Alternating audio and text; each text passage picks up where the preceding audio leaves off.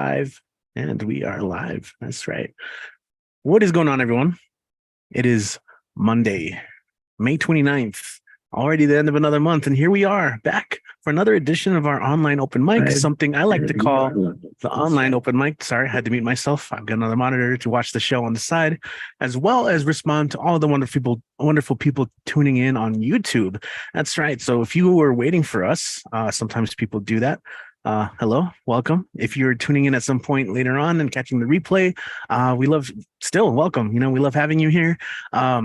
This is a unique kind of situation where, of course, it's an open mic, but everything is online. We have people tuning in from all over the country, all over the world. And of course, you guys are enjoying this from the comfort of wherever you are at right now. When you're watching on your TV, your phone, your tablet, your computer, your laptop, whatever, let us know you're here. Say hi in the comments in the chat, and also what do you if there's a line that really struck you or you felt something, then let us know in the chat, in the comments. And of course, I'm always encouraging performers to share their links, anything with social media. If they have books that you can purchase, how they can do so. The link tree is the coolest thing because it's just it's one link to contain all the links. And there's similar websites too. It's not just that. But we do want to welcome everyone tuning in. My name is Richie, David Marrufo, MC and host, aka Deadwall Reveries. I'm trying out a new background with our newest BWOMS logo. Shout out to Gabriel Tarin, aka Gifted. He's currently in Denver, Colorado. Actually, he was a poet here about a decade ago in El Paso. One of our slammers, one of our spoken word poets. But he's also a really gifted and talented graphic designer. So he gifted us a bunch of designs, and that, including this badge, but also we have merchandise that will be in the works pretty soon. In fact, if you go on our BWOMS link tree, you can find that on our social media, like on Instagram, the link in our bio. We actually do have a link where we're offering pre-orders for glassware tumblers with our logo in there. Yeah, but that's Gabriel Tarin as well. And I can link that stuff in a bit. But as always, please share your links, stuff that you guys can pretty much promote. So like any other open mic, in order to perform, all you have to do is sign up. I have a list of people already signed up right now, and it doesn't have to finish.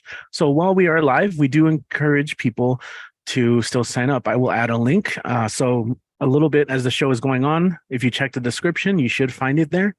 The only reason you might not find the link is if the list got full, there's too many people signed up. Anyway, so without further ado, I think we're just going to go and get these things started. I do want to thank Kit Wren for hosting last week, who killed it as always and was so efficient at it that we were starting to worry about finishing really early, but it's fine. We get there when we get there. No, you killed it. I'm the opposite, where I turn each intro into a mini podcast. I'm like, how's your life going? And so we got to find a balance between the two. That's where we're at. But yeah, without further ado, we actually are going to kick things off, as we've done many times before, in El Paso, and we're happy to introduce Robin Schofield to kick off the show. Robin, hey. Hey, Richie. Hey, everybody. Happy Monday night. And I'm going to start this Memorial Day evening by reading my Siegfried Sassoon poem. Siegfried Sassoon, of course, did survive the Great War, but with an extreme case of what we would call PTSD. Mad Jack, your men called you, but not for grabbing 2 hours of peace at Mamet's Wood. 60 German soldiers you cleared out with a bag full of bombs. Then read Vervil's Georgics down in their empty trench. You realize you delayed the battle? Colonel Stockwell chewed you out. I'd have got you a DSO if you'd shown more sense. What did you do? Just grin and say, yes, sir? You couldn't find that peace again so easily, for you earned your nickname, dragging the wounded out of battle on the Western Front. For that, they hung around your neck the military cross, which you later threw into the Mersey. When you signed up as a feverish patriot and author of pastoral poetry, they put you in the mud and wire, the officer who often took the night patrol.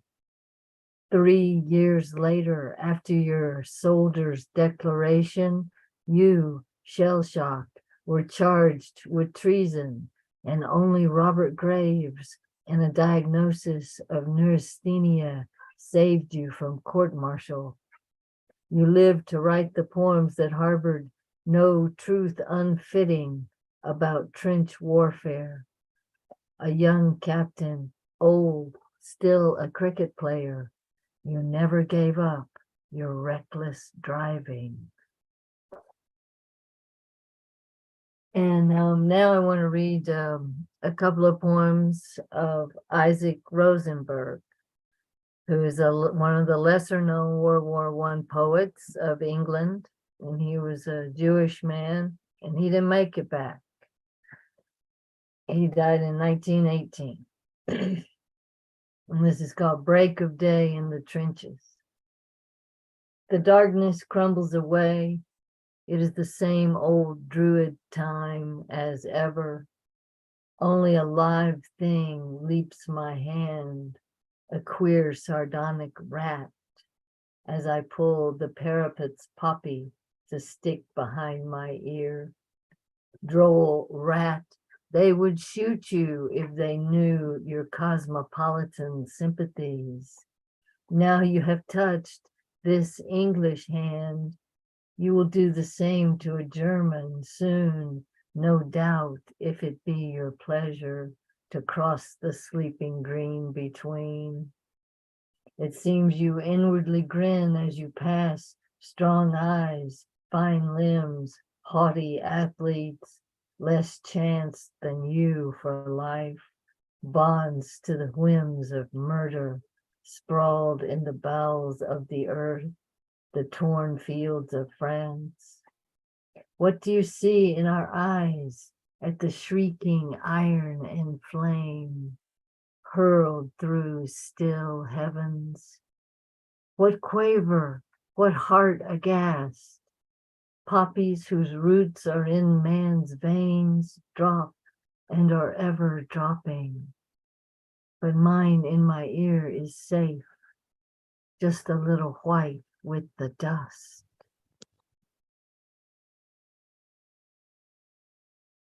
Okay. And then I'll read another one by Isaac Rosenberg called Louse Hunting.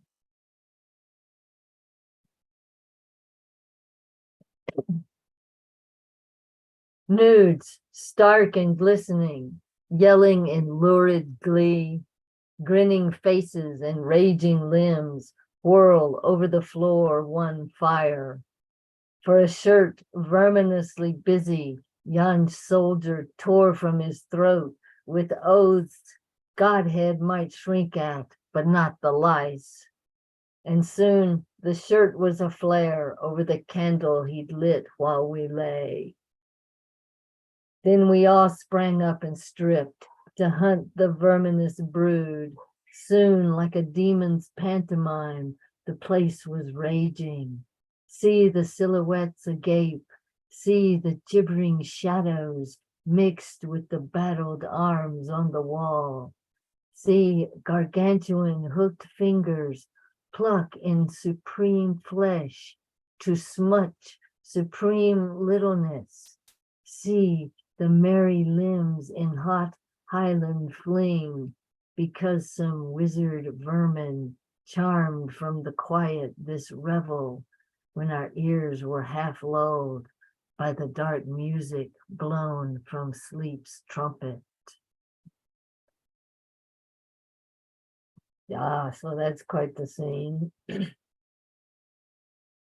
then a short one, which he titled, and he must have written this before he actually went to combat, is titled August 1914, which is when the war started. What in our lives is burnt in the fire of this, the heart's dear granary, the much we shall miss. 3 lives hath 1 life, iron, honey, gold, the gold, the honey gone, left is the hard and cold.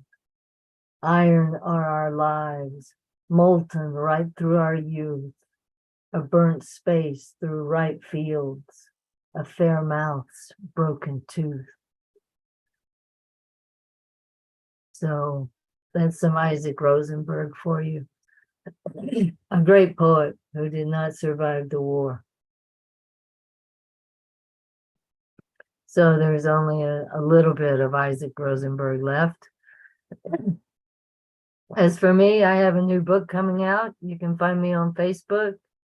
I don't know exactly when it's coming out, but sometime soon. And here's my little kitty. She's showing you some love there. It's like, what is this magic coming from you?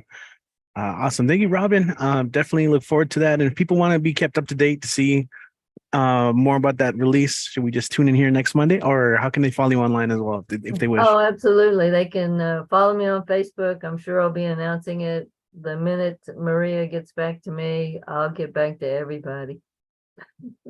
I know so many of us are eagerly anticipating that. So, all right, cool. Thank you so much, Robin. Appreciate it. And as always, thanks for kicking it off. Please, yeah, let us know. And again, if you guys do have links, feel free to share them in the chat, and I will share that on our YouTube page, which is now live. That is live. So if you guys want to share that to your peeps, to your friends, you guys can share the link to the YouTube channel. That way, so people can tune in. But we're going to go and keep going. In fact, we're going to go ahead and, thanks to the magic of the internet, we're going to go from El Paso to Pittsburgh, and we're going to drop in with our first Pittsburgh poet, although we do have several here in the Zoom room. Going to give shout out to Pittsburgh poets.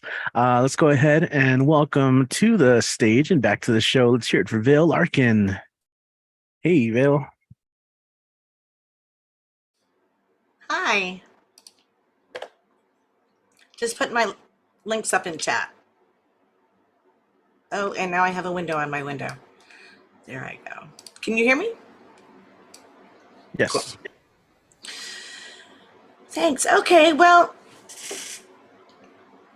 I don't know why I'm reading these 2 poems today, and I picked both of them independent of one another, and then I realized they're both about dreams, and one of them is about nightmares, and the other one is about something else, so I guess it's a set. Only dreaming. Dreams are the way we make sense of our world, I tell myself nightly, while they fill my brain up with cataclysms and dragons, snow, wind, and biting cold.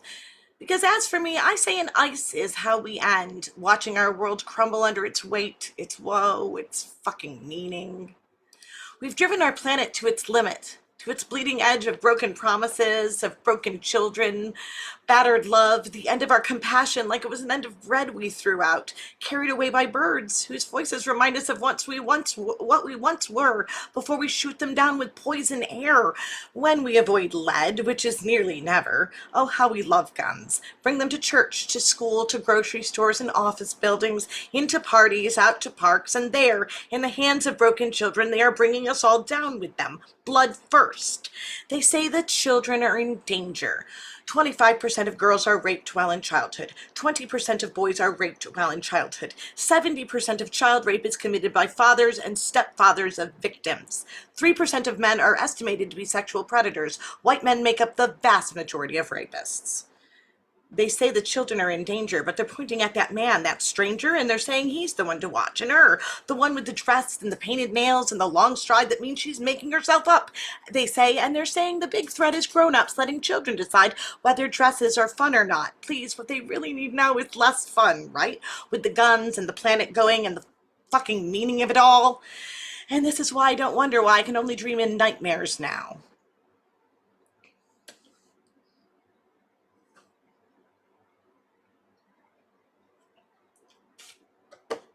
And now for something completely different. I dreamed of God and how to get there.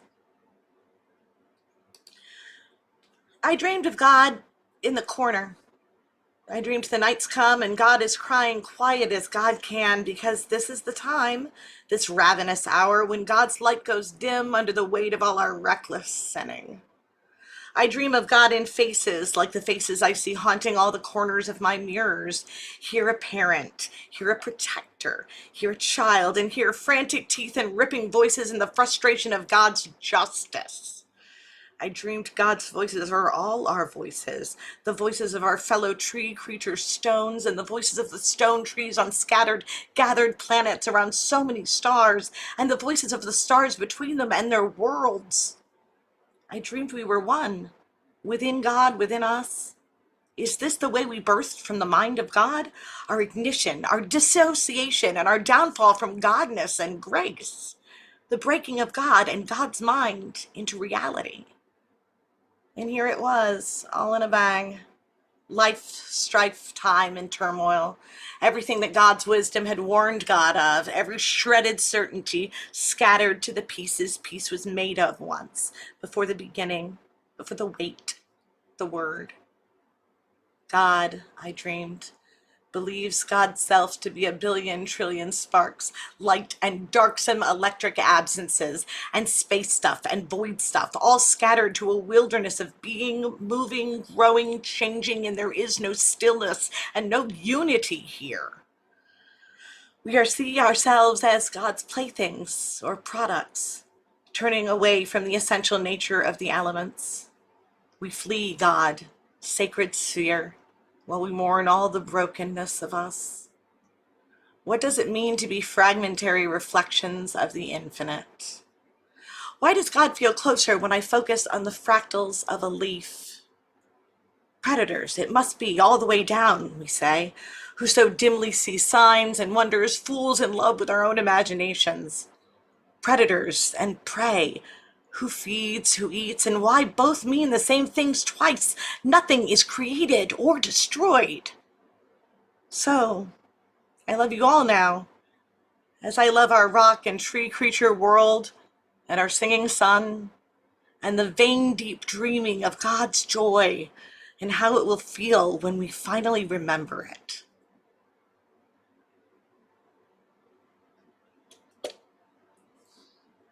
Thank you. All right. Links Thank in you. chat. Oh, awesome. Like links and appreciate that. And I don't know if there's anything last thing you want to say or mention before we move on. I'm good.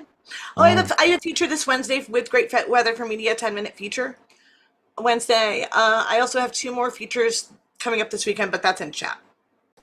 Perfect. Awesome. And I went ahead and forwarded a bunch of those links, including your online links, YouTube, all that stuff.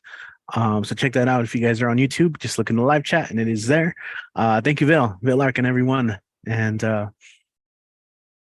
man, you're right. That was a set. Got the two together like that. We're going to go ahead and stick around in Pittsburgh. And something that we've kind of been doing often is we've been doing the 1-2 punch, follow it up with some short fiction from Andrew Pryor. Hey, Andrew, how are you doing today? Happy Monday. Good to see you again, man. Good to see you too. I just have one short, like 3-minute story that I wanted to read. So I'll do that.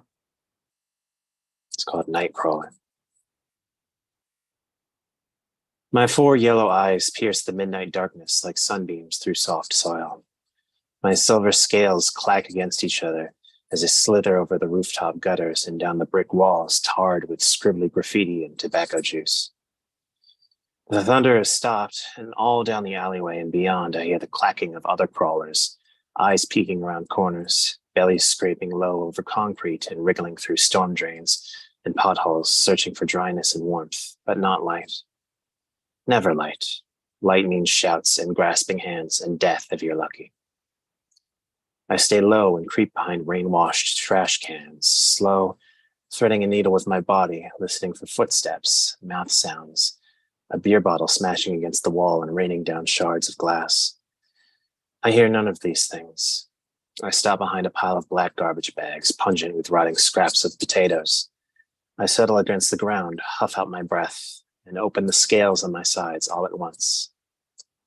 There's some hesitation, and then they all file out. centipedes, cockroaches, beetles clinging to each other's backs, a family of mice ruffling their fur before scampering away, a rat unstuffing itself from one of the smaller spaces near my tail, looking like a travel-rumpled diplomat, beard made of fuzz and wood shavings. Even a full-size raccoon carrying her child by the scruff of the neck, clawing a hole in one of the trash bags before burrowing inside. I flex my sides once, twice, make sure I'm not still carrying any passengers, before hoisting myself up and tunneling through the night once more, eyes focused straight ahead. I make it about 10 feet before I come to a dead halt. I can't move. Something has me. My eyes dart back and forth, vision ricocheting with panic. I arc around, try to wrench my tail away from what's gripping it. It's a human, full-sized, slithering towards me on the ground. A male. His face is pale, and his breath is ragged and watery. Blood trailing across the alleyway from the space underneath his belly. More blood trickling down his right side from the clean hole in his back.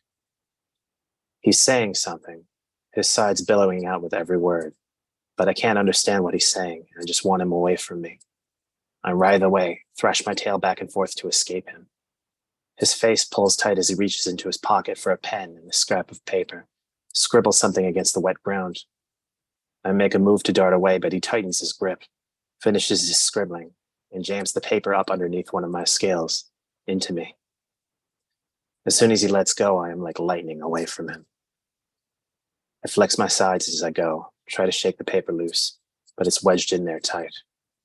Only when I've reached the mouth of the alleyway do I look back.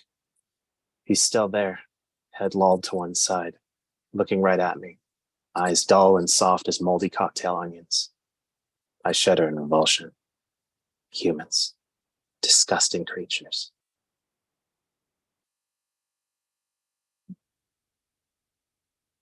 True that. True that.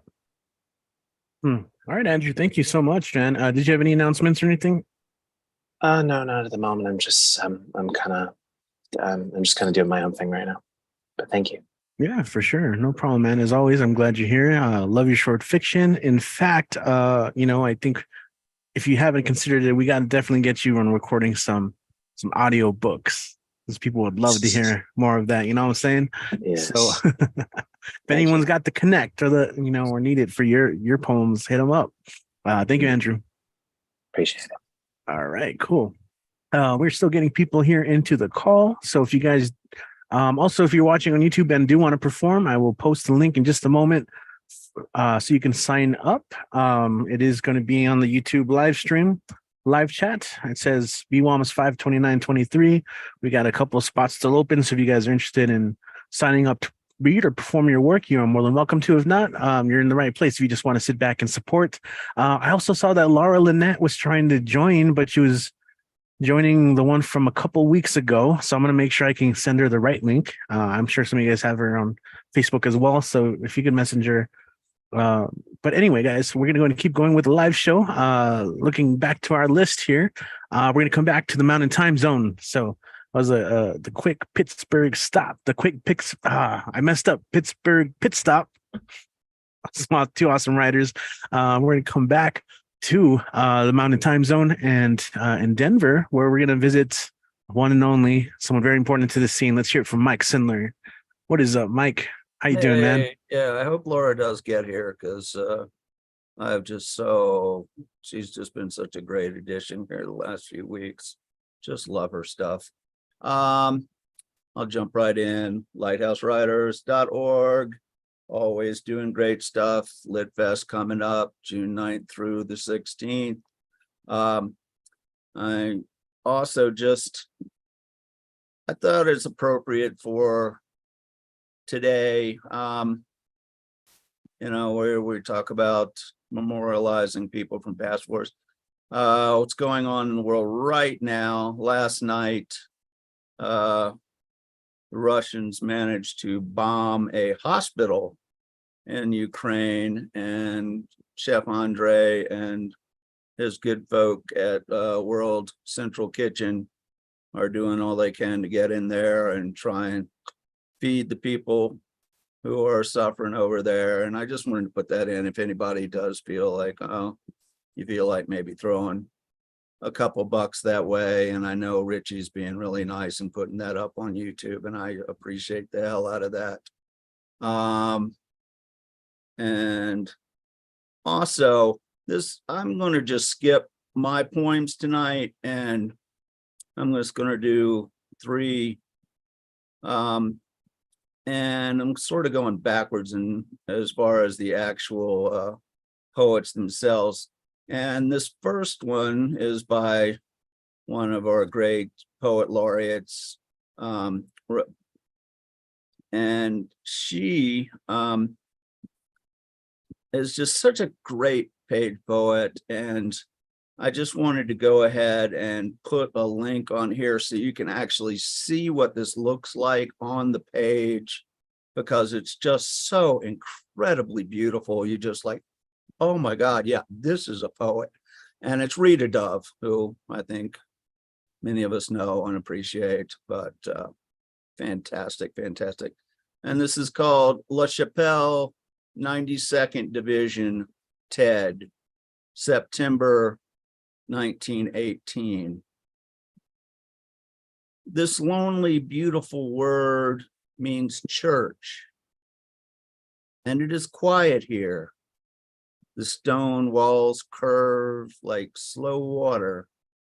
When we arrived, the people were already gone. Green shutters latched and stoops swept clean. A cow lowed through the village, pushing into our gloves her huge sodden jaw.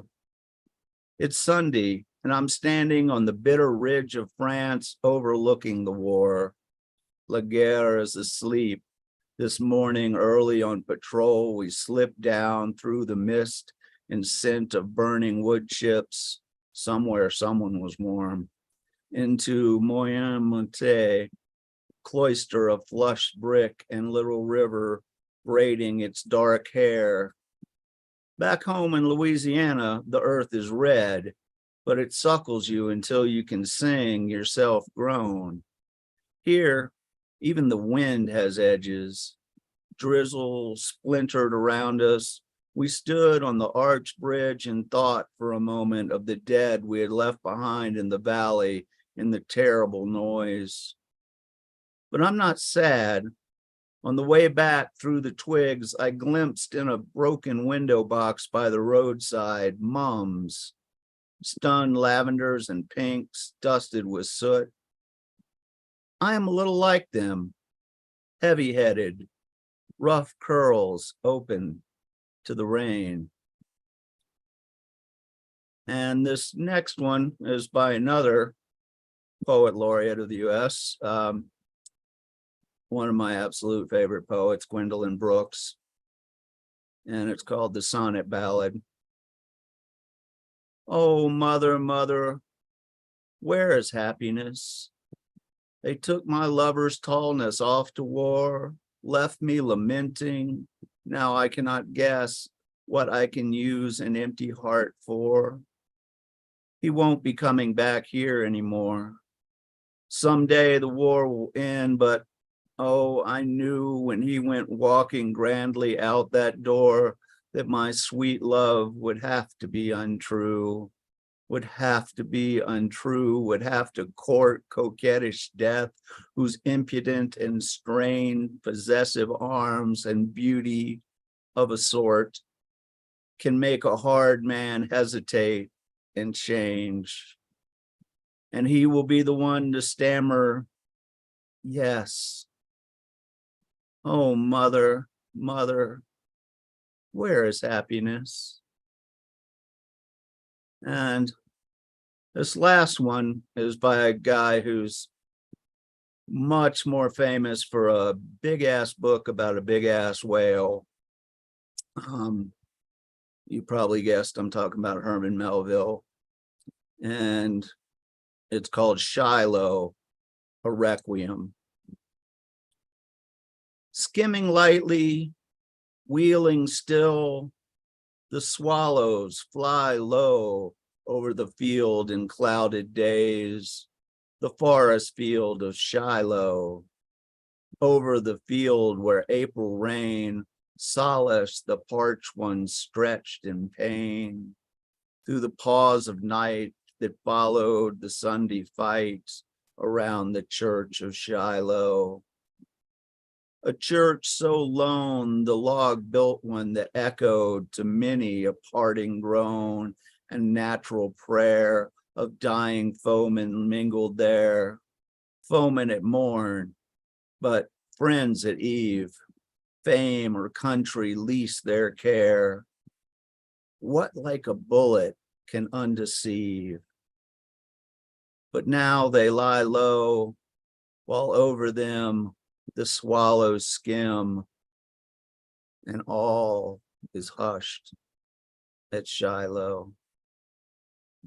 Okay. Thank y'all very much. Forgot to put my hat on, but it still works.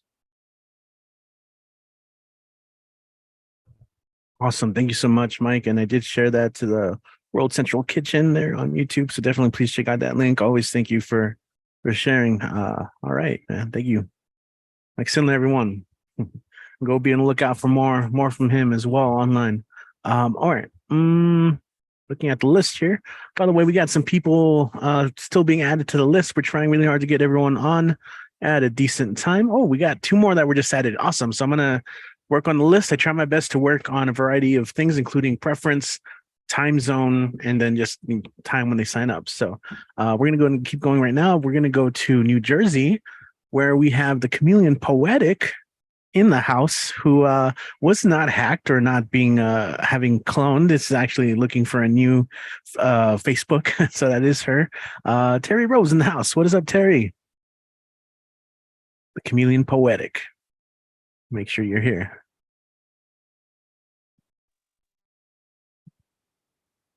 Oh, there you are. Hey, how you doing tonight?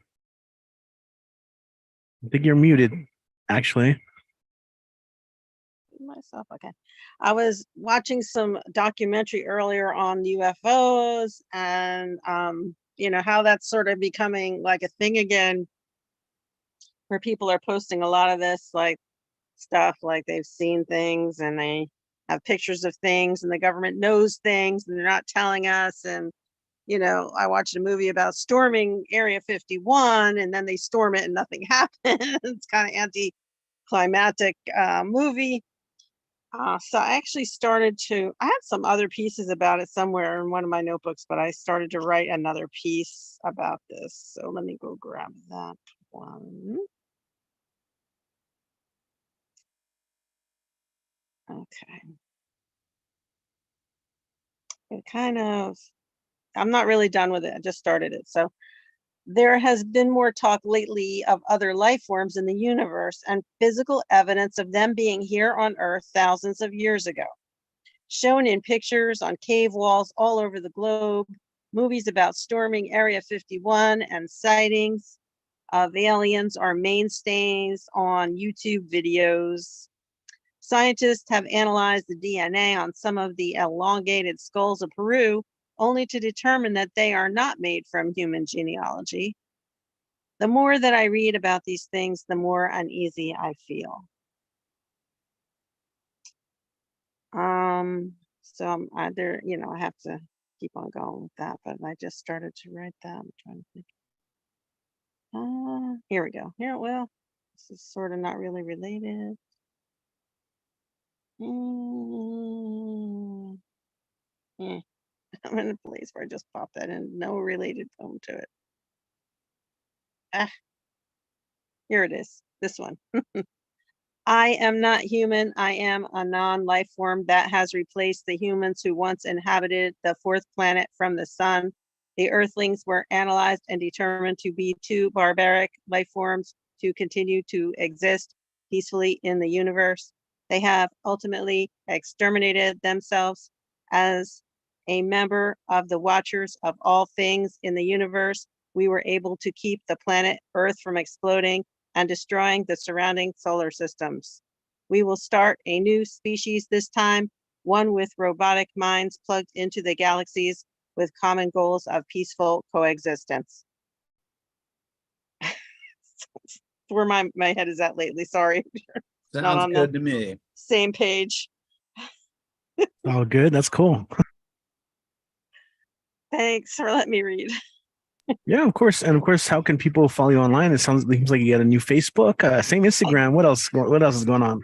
Well, the Chameleon Poetic's still up on Instagram for now until they figure out how to fuck it up. And then my Facebook page is, instead of Teresa, it's now just Terry Rose Jertson. Big changes. Ooh, it's coming. They're just ridiculous. So I don't know who's more ridiculous, us or them. Well, we keep pointing fingers at each other and we'll Yes. find out That's anyway. right. It's them. It's them. It's not us. Thank you, Terry. Chameleon Poetic. Thank you so much. And if you have any other links, please feel free to share. Thanks for joining us.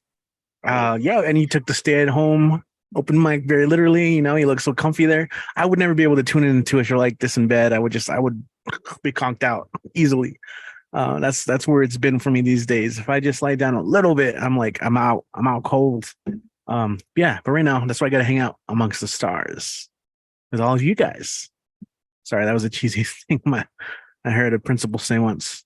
And if you go outside tonight, you will see that there are no stars in the sky because they're all in here tonight. You crickets. Yeah. All right. So let's go ahead and continue. We're going to continue with open mic. Like I said, we got a couple more peeps on the list. I will share the updated list in just a moment. Right now, we're going to go ahead and go to Charlotte, North Carolina, and let's see what is up with Nemo Sum. Yo, Nemo, welcome back. Good to see you again. Yeah, great to be here. Thank you. I have a micro triptych, which is 3 thematically connected micropoems and then a short piece. The stench of his self-hatred permeated the floorboards, and everyone who ever loved him eventually got sick. So he left.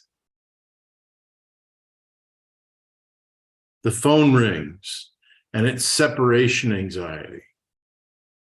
There's been an accident, and you'll never see any of them ever again.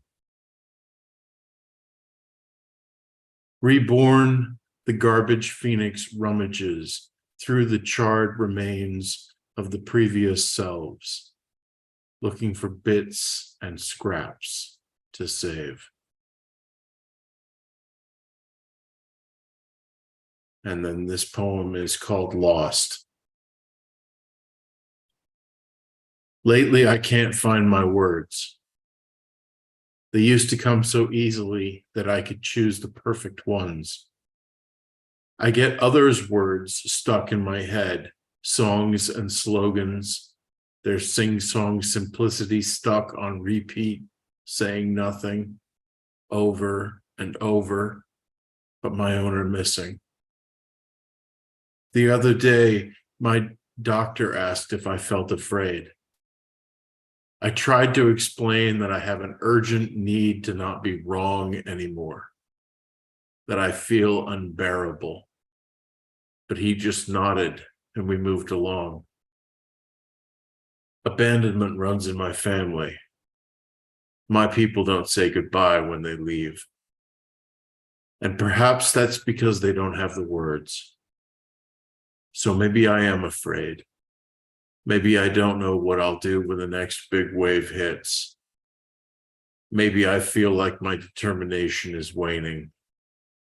Maybe I fear that my mind will crack again, and what I say will only serve to send me to a place where my words mean nothing. Thank you.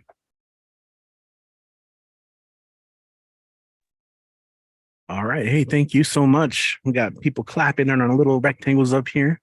Did you did you have any links that you wanted to share, social media, YouTube, or anything where people can follow and support your work? Yeah, I'll paste some links in the chat right now. All righty then. Perfect. Thank you for joining us. You guys are all being so efficient with your time again. Once again, 2 weeks in a row.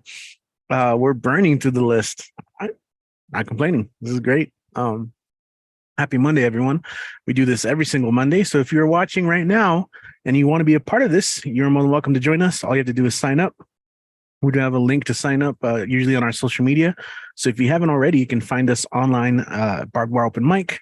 And we're going to go ahead and continue on with, let's see, we're going to go to Maine. And as I always like to say, check in with our main man in Maine. Let's hear it for Generalissimo, Brian Franco. Brian, what's going on, man? Happy Monday. I am gonna conk. Yeah, I conked not lately. Get close to your mic. Can barely hear you. I said I've been conking out a lot lately. Gotcha. Can you hear me better now, Michael? Sounds good to me. Yes. Thanks for speaking up. You're welcome. A very special May 14 is a Brunswick. You're breaking up again. Maybe close off some of the stuff on your browser Let's see. and stay very close to your mic. Is that better? That sounds great. Okay, I just had to totally So far. close out Chrome. A very special May 14. Today is a postcard. As I crossed the green metal truss bridge from Brunswick to Topsom, I noticed how the four-screen trimmed the maroon brick Fort Andros Mill building looks as if it had been born by the sky. The perfect sunny day sky looks like a baby blue wall with cotton balls glued to it.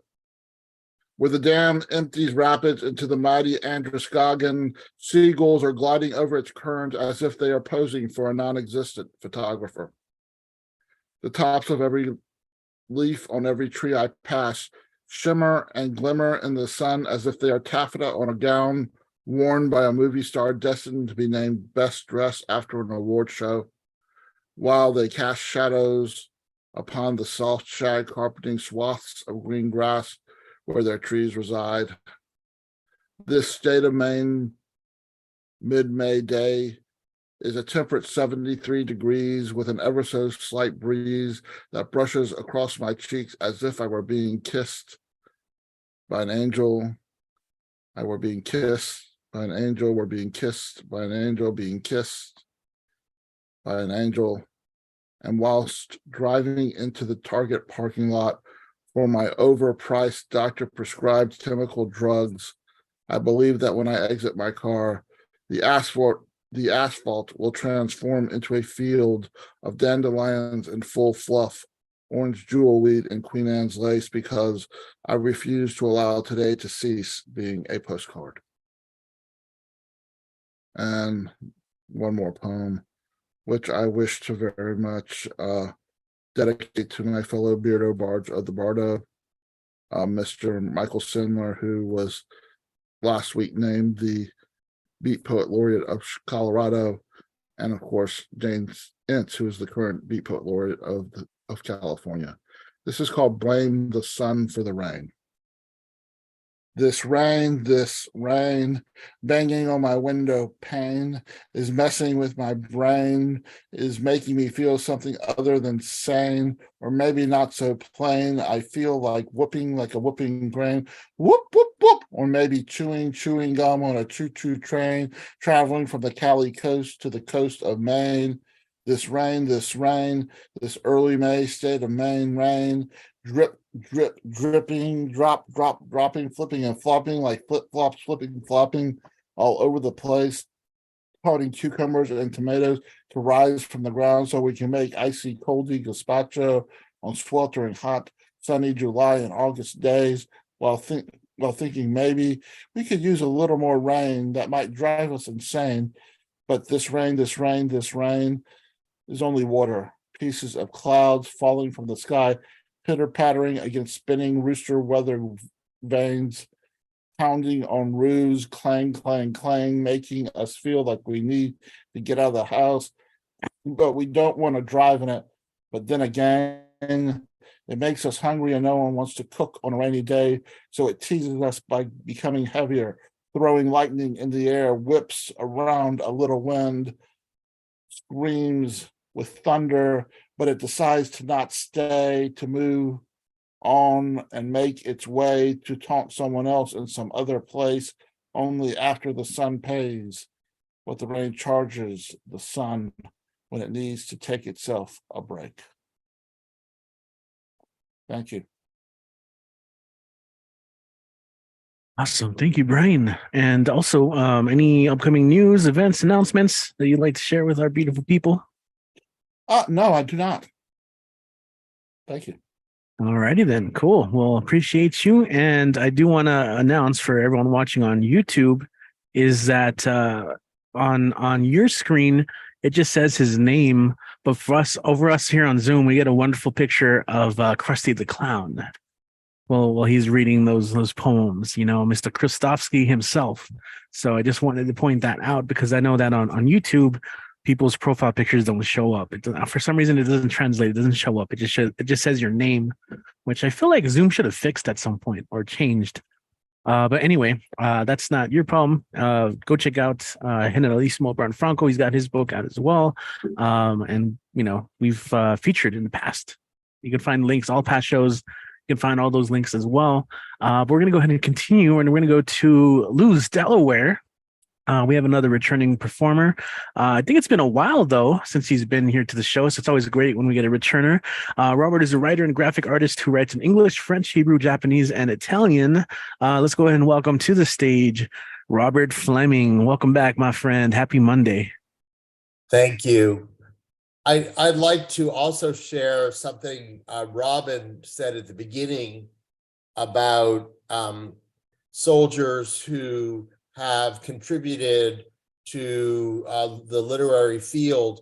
I'm rereading the Norton Anthology of Poetry now. There are several soldiers who died in World War II.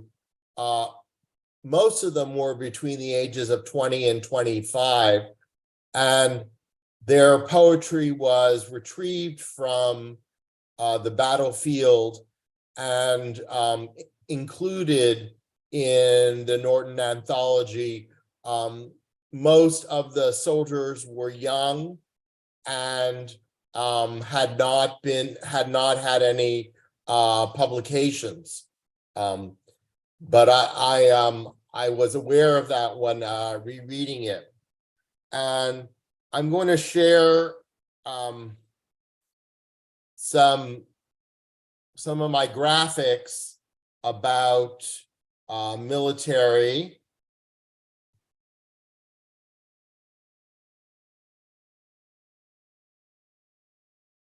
This graphic was inspired by the 1940s and 1950s movies starring Betty Davis, where the writers gave her a very vicious tongue.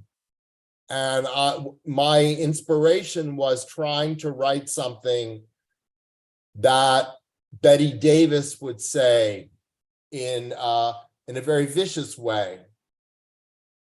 When shade isn't enough, give grave. And my next piece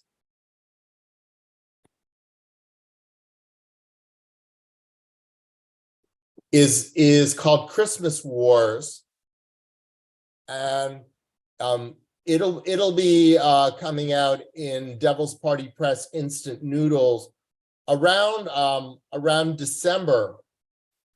And I just wanted to share some of the tools that I use as a graphic artist. I use Google search for image selection, and then Adobe image cropper to make images smaller, Adobe background remover, and then I use Canva for putting all of the images together. I also want to acknowledge one of my mentors, Manny Blacksher.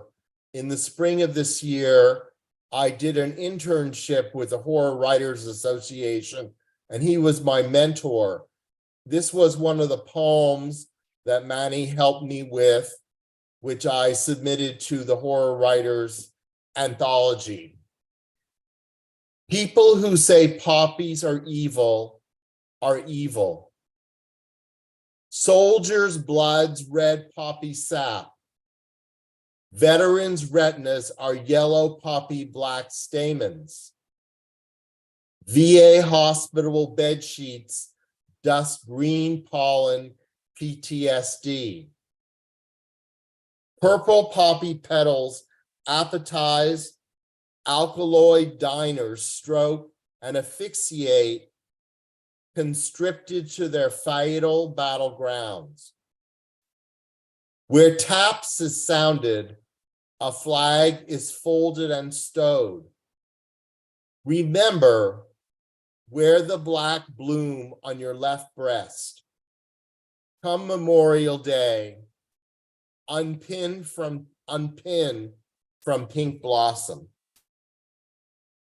Thank you. And I just wanted to share some of my activities. In January, myself and 11 other people, we formed Old Scratch Press, which is a press for publishing short forms, poetry, short story, and flash fiction. Our first book will be published this summer by Ellis Elliott.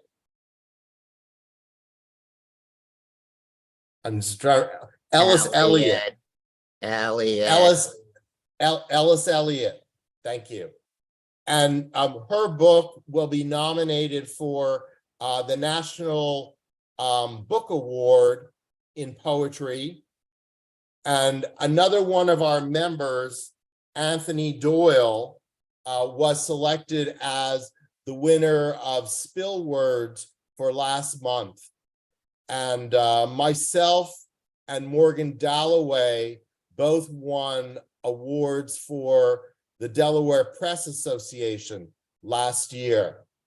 So I'm very happy that it looks like this press is going to go forward. And my two upcoming events myself are, in July, I will be having a chapbook published called Conway with Four Feathers Press out of California. And I will be featuring on the Garage Poets in July on Dr. Seuss. And greetings from Delaware. Right on, Robert. You got that down to T. Thanks for sharing all that, and appreciate you already had all the sign off down and everything too. Thank you, and also for explaining part of the process. I think as anyone who's like a creative, sometimes you have to like find your own way, especially promoting yourself, and graphics is such a huge part of that. So you just kind of showing a little bit of your process was pretty cool. And I like that kind of insight. Yeah, you guys are more than welcome to share these things. Alrighty, then we're going to go ahead and continue onward. Let's see. Tonight, we're going to bring it back to El Paso for our next performer.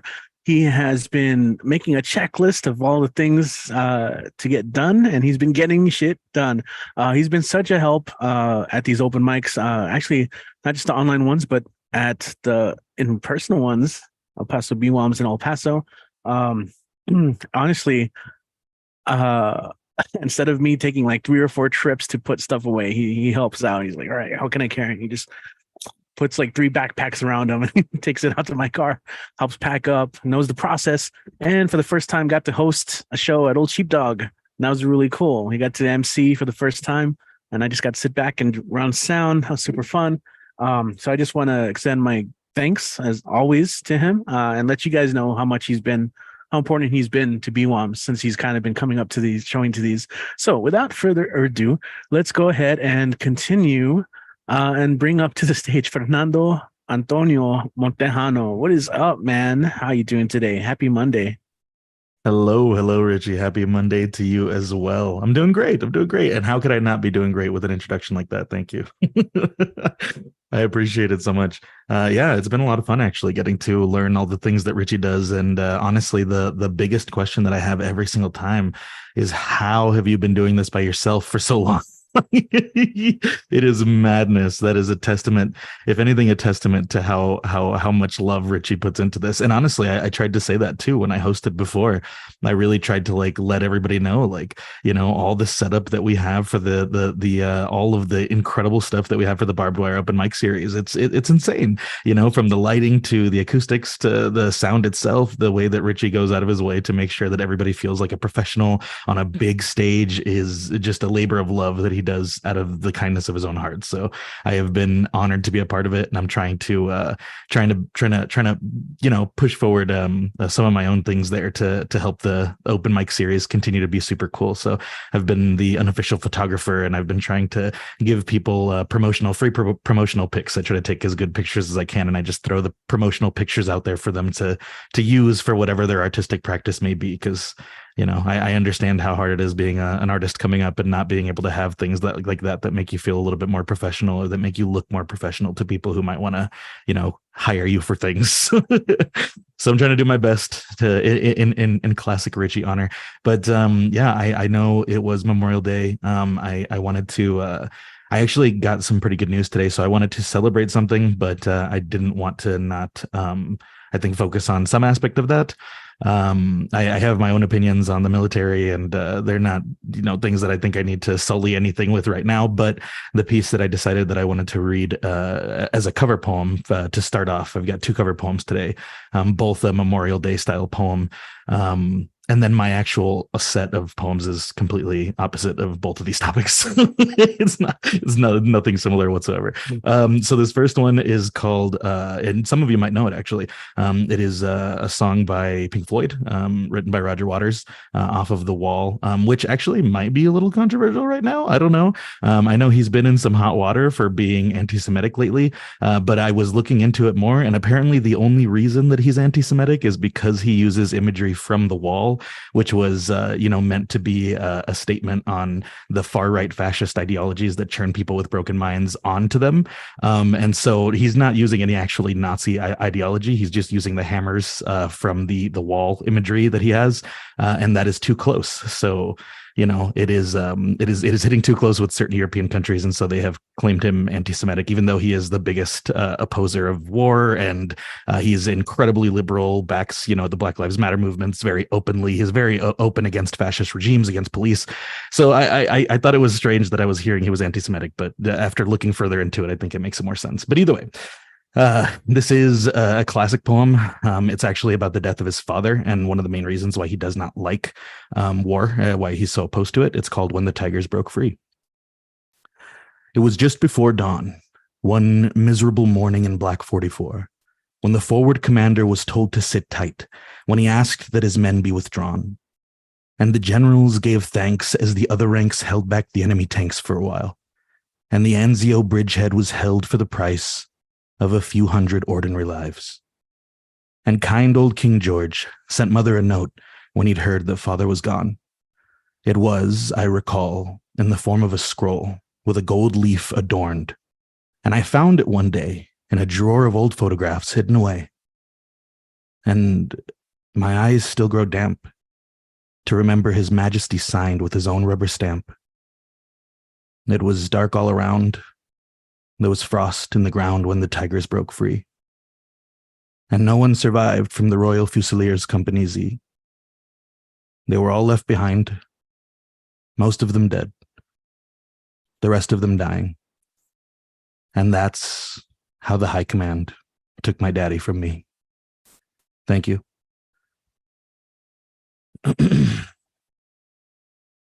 You're right, Michael. I did hear a little bit about that as well. So there's definitely nuance there, but I don't know it all. So that was my first cover poem. Thank you very much, my friends. It's one that I've always enjoyed. I've always been a huge Pink Floyd fan. So the rest that I actually wanted to read. So the rest are going to be all original ones. They're not too long. They're for the most part pretty short. The very last one is a little longer, but not as much. And actually, the reason that I wanted to read these is because I just got a really great announcement. So before I came over here, a couple of months before I moved down here, I had gotten to work with the Joslin Art Museum, which is one of the bigger art museums in Omaha, one of the longest standing as well. And they have lots of really, really incredible galleries and exhibits. It's fantastic. But they typically work with local artists quite often, whether it be visual, music, you know, writing, whatever. And one of the things that I got to be a part of was a series where they were taking pieces from various different genres and various different eras in time, and they were having poets get to come up and read pieces about these specific pieces of art. So we got to write our own poems that were based on the history as well as the art itself. And it was so exciting. They actually liked all of the pieces so much that all of us who were a part of that, our poems are actually going to get to be recorded. And when the library is finished renovating, which should be sometime next year, our pieces will all be included within those specific galleries on the audio tapes. So I'm very, very excited, very excited about the art itself and getting to be a part of that and getting to have my work shared in the library for, tons of people to get to come and read and experience. Very exciting. But I'll talk more about the piece that I did that piece for at last. It'll be the last one that I read. The first three are very short, but they are also pieces that are tributes to fine art. And I'll actually go ahead and put links to the images here just in case you'll want to look at the picture as I read along if you don't already know it. This first one is Andrew Wyeth's Christina's World, which is very, very popular.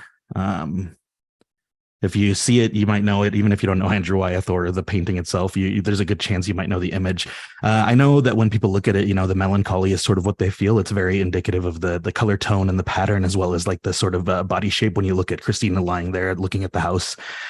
But I am not the kind of person who likes to go off of feeling when I write poems for art. I need to do research. I need to know what the meaning was of the piece, what it was meant by the artist, whatever it happens to be, even if their meaning is interpreted however you want, whatever that happens to be, I need to know. I don't know why. It is something that drives me. So I looked more into this and I found out that Christine was actually a very strong-willed person. She suffered from a pretty rare neurological disorder, which left her without the use of her legs.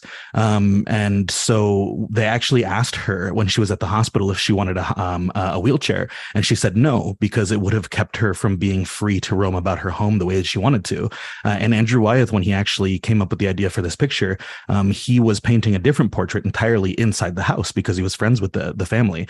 He was inside the house that you see in the painting. He was up on the top floor painting an entirely different image. And he saw her pulling herself because that's what she would do.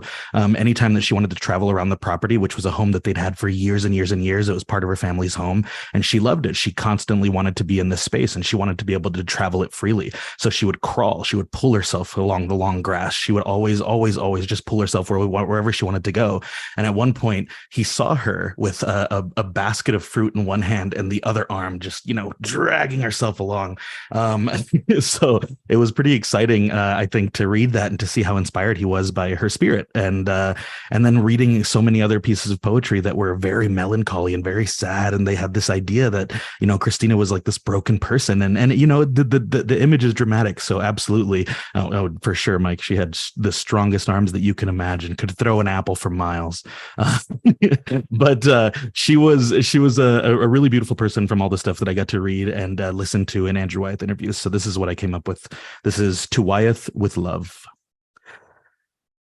Find me in the long grass, buried under wheat thickets and coats of muted New England palettes, dull tone after dull tone, drawing out the color of stale pink, like a reminder of what beauty can be if it's allowed to cast itself into the neutral, into the dull pop of freedom captured within the foreground that longs for the background, that longs to tell stories of the empty places swept with the salt of a distant ocean and languid like Christina's crawl, as she breathes in the smell of long grass and fresh dirt, her hands clutching to the piece of land that belonged to the family that taught you how to cast aside all that feels wrong and empty and to carry yourself out of this world. And Wyeth saw from a third-story window, saw you in the distance bringing fruits, one hand clutching sweet and juicy, the other pulling you home.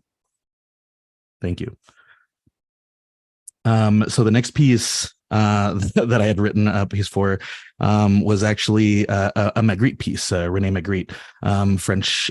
He in lots of interviews actually considered himself a philosopher. He did not consider himself a painter, though he did paint a lot. I think you can consider him both, but that was one of the big things, and one of his more popular pieces that a lot of people probably know as well. The Treachery of Images is what it's called. The classic piece that is the classic. Oh, I'm sorry if you guys can hear This is a loud place. It's always loud here. The Treachery of Images is the classic piece of a pipe. It's just a painting of a pipe, but underneath it in French it says "Ceci n'est pas un pipe," which is this is not a pipe. The idea that Magritte had for a lot of his paintings and a lot of these things. Oh, okay, good. I'm glad you guys can't hear anything else. That's nice to know. That makes me feel better. The idea that Renee had for this piece was just that no matter what you see, no matter what's represented in an image, it is always that. It is always a picture. It is never the reality. It is never a real thing. You're always somewhat distant from this thing. That was the philosophy that he'd had about it. So, nothing in images could hurt you. I think the idea was that you could create anything, make a statement on anything, and it should only ever be that. It should only ever be an image on a canvas. It should never be more unless you assign that to it. So, Ceci n'est pas un pipe inspired the poem Ceci n'est pas un poème, which is this is not a poem, and it is not based just on René Magritte's pieces. It is based on, or is not just based on the Treachery of Images. It is based on the entirety of René Magritte's work. So, very short piece. It is a canvas bag draped over your head lovingly, pleading for feeling between the surreal, and in it is a human so starved for affection, yet incapable of knowing how to ask for it. Outside of its boundaries are people blowing kisses to mirrors, posing for no one in particular. It is a stirring within me that draws light into dark, forming theories of gravity into matter, into dust. It is merely a cry for help, an echo evolving into etchings on cave walls that become a history of strangers becoming. Thank you. Okay, so I've got just two more pieces and I'll be quick with these. So this next one is also very short. It is another based on a piece of fine art that actually was a really big movement for the rest of abstract art as a whole, sort of the way that things moved on. It was a piece that was sort of the line between what Impressionism was and what Impressionism spawned. This is Cézanne's piece, The Large Bathers, not to be confused with the other piece of called The Large Bathers by another very popular artist. I'm not going to say his name because I like this one better. So yeah, this is Cézanne's piece, The Large Bathers. And the reason that this was so important is because at the time it strayed from classic traditional Impressionism.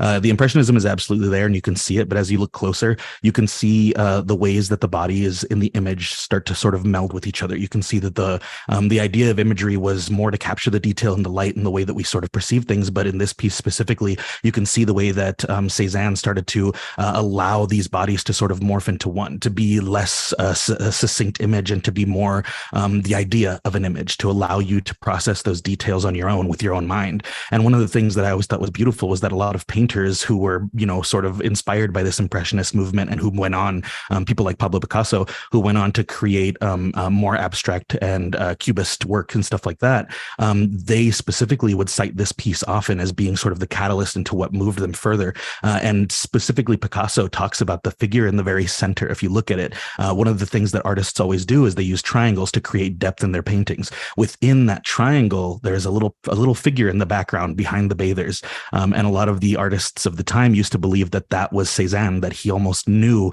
that sort of this was that moment, because this was the last piece. And I don't think he actually even finished it before he passed. He worked on it for like 7 years and it was the biggest piece that he'd ever worked on.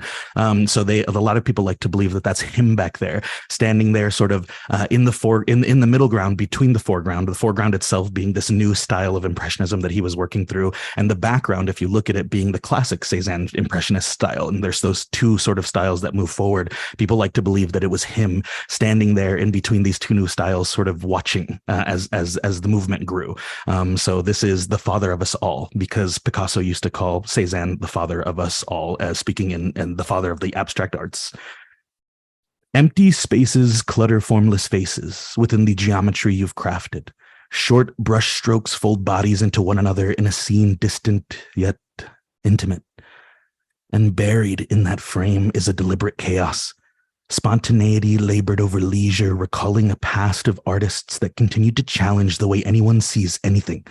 A series of vignettes moving us ever forward through a life veiled in uncertainty and movement, in distortion and light, melting the boldness of those bodies bathing in a future of abstraction, meant for minds who would see through each dimension and find you, hiding among the past and the present yet to come. Thank you. And then the last piece that I will read for myself is called The Wind, or What Raymond Johnson Found on the Mountain. So if you know Raymond Johnson, he was also an abstract artist who came around in the 29, I think 1929, or around the time of World War II. No, that was 40. Sorry, before that, around the same time as the abstract artists with Picasso and stuff like that. But he was sort of doing his own thing. He came down to New Mexico, actually. And when he got here, he was so inspired by not just the landscape, but the art of the New Mexican peoples, that he almost entirely changed his style. It was still very abstract, but he started to be immensely inspired by a lot of the indigenous art, a lot of the geometric lines and the spaces that were used on pottery, on clay pottery, and that was a big thing for him. And then he wound up opening up a school here, and he allowed everybody in. So there was a lot of talk. I remember at the art show that we spoke about this with, as far as sort of him potentially being a person who was appropriating culture, but as it turned out, he was very giving, and he was especially willing to use what he had to launch other people within the New Mexican spectrum of artists specifically to become more popular, to become more powerful, to become more talented in their skills. And it was really fantastic. So this piece, The Wind, or What Raymond Johnson Found on the Mountain, is all about, because the next like 25 years, I want to say after this, he would continue to like paint in this style. I might be wrong. It might not have been 25 exactly, but I know for a good amount after this, the like hundreds of paintings that he created were all with this same style, with this similar idea. So I'll go ahead and I forgot that I had not shared this piece. It's just called The Wind. It's called Composition 5, The Wind. And my piece is an ode to this. And this is the one that I mentioned will be playing at the Joslin Art Museum. So this is the piece for that. All right. Before the sun burns golden on New Mexico mountain peaks, the wind blows. In those early hours, while the sun still rises to greet brown hands and kick dust into that great sky, the wind speaks.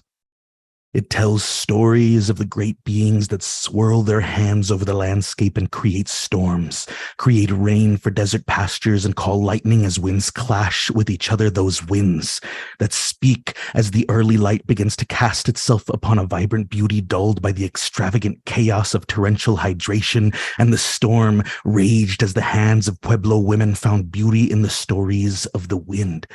And so they engraved that magnificence upon clay, meant to harden to the strength of nature's resolve. The story of the wind became geometric lines. The lightning in the storm would translate on clay to jagged patterns on pottery, and the wind would become a fate, whistling epic tomes that Pueblo women captured with their hands like living things and pressed into the clay to tell the story long after those hands could not bear to continue on. Generations of indigenous artists would use these lines to tell stories of the land, of the things given to them by the greatness of New Mexican mud, and you, Raymond, would find your way up the mountains, and along the path would be exposed to the stories engraved upon clay pots and feathered frames. You'd carry with you the feeling of vibrancy bounding from each brushstroke, each mold cast by the hands of women simply listening to the wind. And those pueblos would become a home that would open your eyes to the wind, that would fill your spirit with the tales told early on before morning is born again. The practiced curvature of Pueblo pottery would stain your vision with the ability to see the same lines. Those women would spend hours etching the tales told from the land and the sky, and you would feel it, Raymond. You would feel the heart of New Mexican women beating to a rhythm unknown, and you'd stand on the mountain as the sun rises to paint the things you'd never seen before. Those strong lines capturing lightning and storm cloud, capturing rain and downpour, but you would also see something that you couldn't until now. The wind. Not a simple breeze to gently toss hair. No. A living thing that breathes its life into you and allows you to hear the stories of the land. You allowed it into yourself, Raymond. You found the wind and pressed it into your skin. You breathed it in, and it gave you the ability to tell those stories too, to come together with the peoples who lived here long before you and whisper their stories into canvases that would become as loud as the very wind itself. Thank you. And I just wanted to end on a cover poem. It's very short, but I think it's fitting for Memorial Day as well. This is actually a poem by a close friend of mine, the current state poet laureate of Nebraska, Matt Mason. It is a Memorial Day poem, I suppose, for a different group of people. This is called A Thing That Happened. "Oh, we had an intruder alert," said my 4th grade daughter when I asked how school was. She said this after the usual shoulder shrug and mumble. And my kindergarten daughter sang in, "Yeah, we did." And I keep the car moving forward, even though it feels like a bird just flapped against a window in my chest and this car should stop now. Over the intercom, the same silver strainers in the ceiling as the school I went to a long time ago, a voice will say, "Mr. Snow, please come to the office." And what is expected is that the teacher will sharply walk to the door and lock it, that every student in the room will hide, will be unseeable from the block of glass targeted above the doorknob. My 4th grader says everyone tried to fit in the prairie schooner the teacher and her husband built between the 2 bookcases, but there wasn't room, so she tried to squeeze herself alone behind the filing cabinet. They tell me this as no big thing. They tell me this like it's line up, single file, quiet down, hands to yourself, march outside. They can't say it like I do now. They don't think about it like it's a heartbreak poem, have no inclination to want to ask the NRA to give one actual moment of silence, no inclination to know the name of the school secretary in Atlanta who talked an AK-47 and a gym bag full of bullets onto the floor, no inclination to think of grade school teachers laying their bodies over students' arms out, lungs pulling in so hard they could make their backs as wide as wings. It is my kindergartner. It is my 4th grader. It's another thing that happened today. Thank you. Oh, wow, man. Tremendous, tremendous work and set. Please, if you have any links, share it in the chat. Congrats on those pieces. And something I've discussed before is I feel like it's time to probably start organizing another art and poetry show in town. So it's something that I thought of. Man, you just had a mini feature. By the way, I didn't realize you got into a zone and you went on for a while, but it was very fascinating stuff, man. So thank you, Fernando. Appreciate you, man. And tomorrow we'll be at Mona Bar of Modern Art. If you guys are in El Paso in the area, come on through. Let's go and keep going though. We got some people still on. So before we move on around the map, we're going to stick around El Paso for our next performer. You guys all saw him last week, and you already know him as Mr. Monday Night. Let's go ahead and welcome to the stage, Kit Wren. Go ahead and take it away, man. Unmute myself. There we go. Thank you, Richie. Thanks, everybody. Yeah, 2 of mine, and then an on-theme cover poem. This one, just going to drop a name real quick. I do this every time I read this poem because this is exciting to me, but I put this in a workshop with Kim Mandanizzi. It's the Ode to the Hangover. We are so quick to appeal to the conscience and tell the ones who would cleave us apart that history will judge them. Yet we live in fear of the only physiological proof of this. Why? You, hangover, are the only one who knows what really happened. I trust only your account, not any texts, nor any photography. No headache yet has ever told me a lie. Hangover, inerrant morning judge, I surrender without condition to the mercy of your court. All of the things that quote unquote cure you are things I should be doing anyway. As if Jiminy Cricket himself jumped into the mescal, you will reveal all the lessons learned and forgotten. And in the mornings, afternoons, light, I will find the clarity that other drinkers drink to avoid.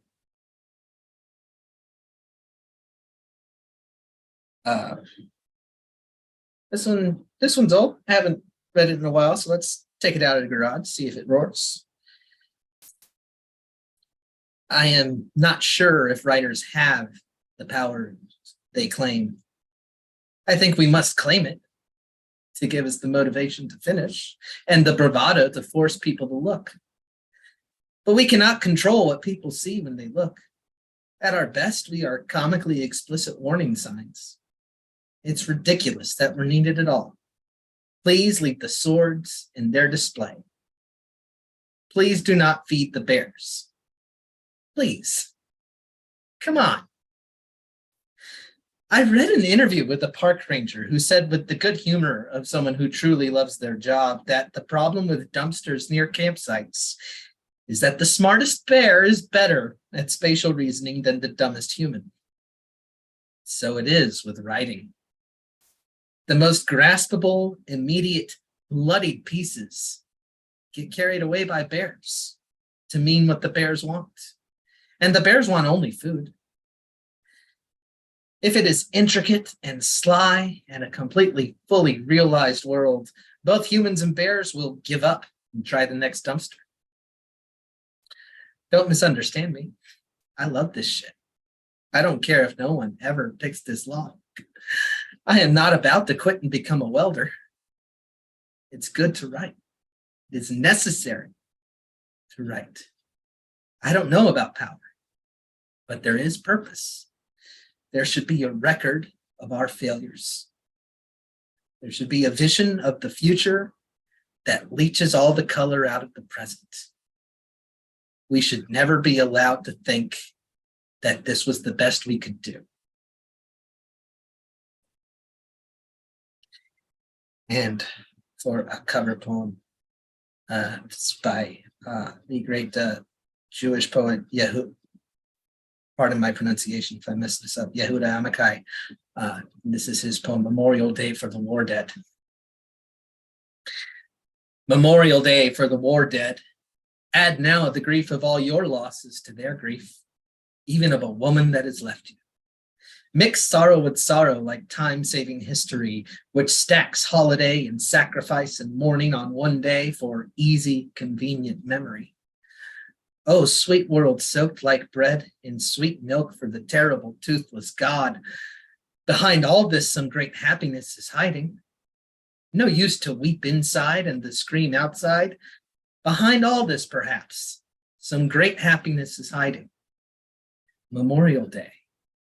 Bitter Salt is dressed up as a little girl with flowers. The streets are cordoned off with ropes for the marching together of the living and the dead. Children with the grief not their own march slowly like stepping over broken glass. The flautist's mouth will stay like that for many days. A dead soldier swims above little heads with the swimming movements of the dead, with the ancient error the dead have about the place of the living water. A flag loses contact with reality and flies off. A shop window is decorated with dresses of beautiful women in blue and white, and everything in 3 languages: Hebrew, Arabic, and death. A great and royal animal is dying, altered a night under the jasmine tree with a constant stare at the world. A man whose son died in the war walks in the street like a woman with a dead embryo in her womb. Behind all this, some great happiness is hiding.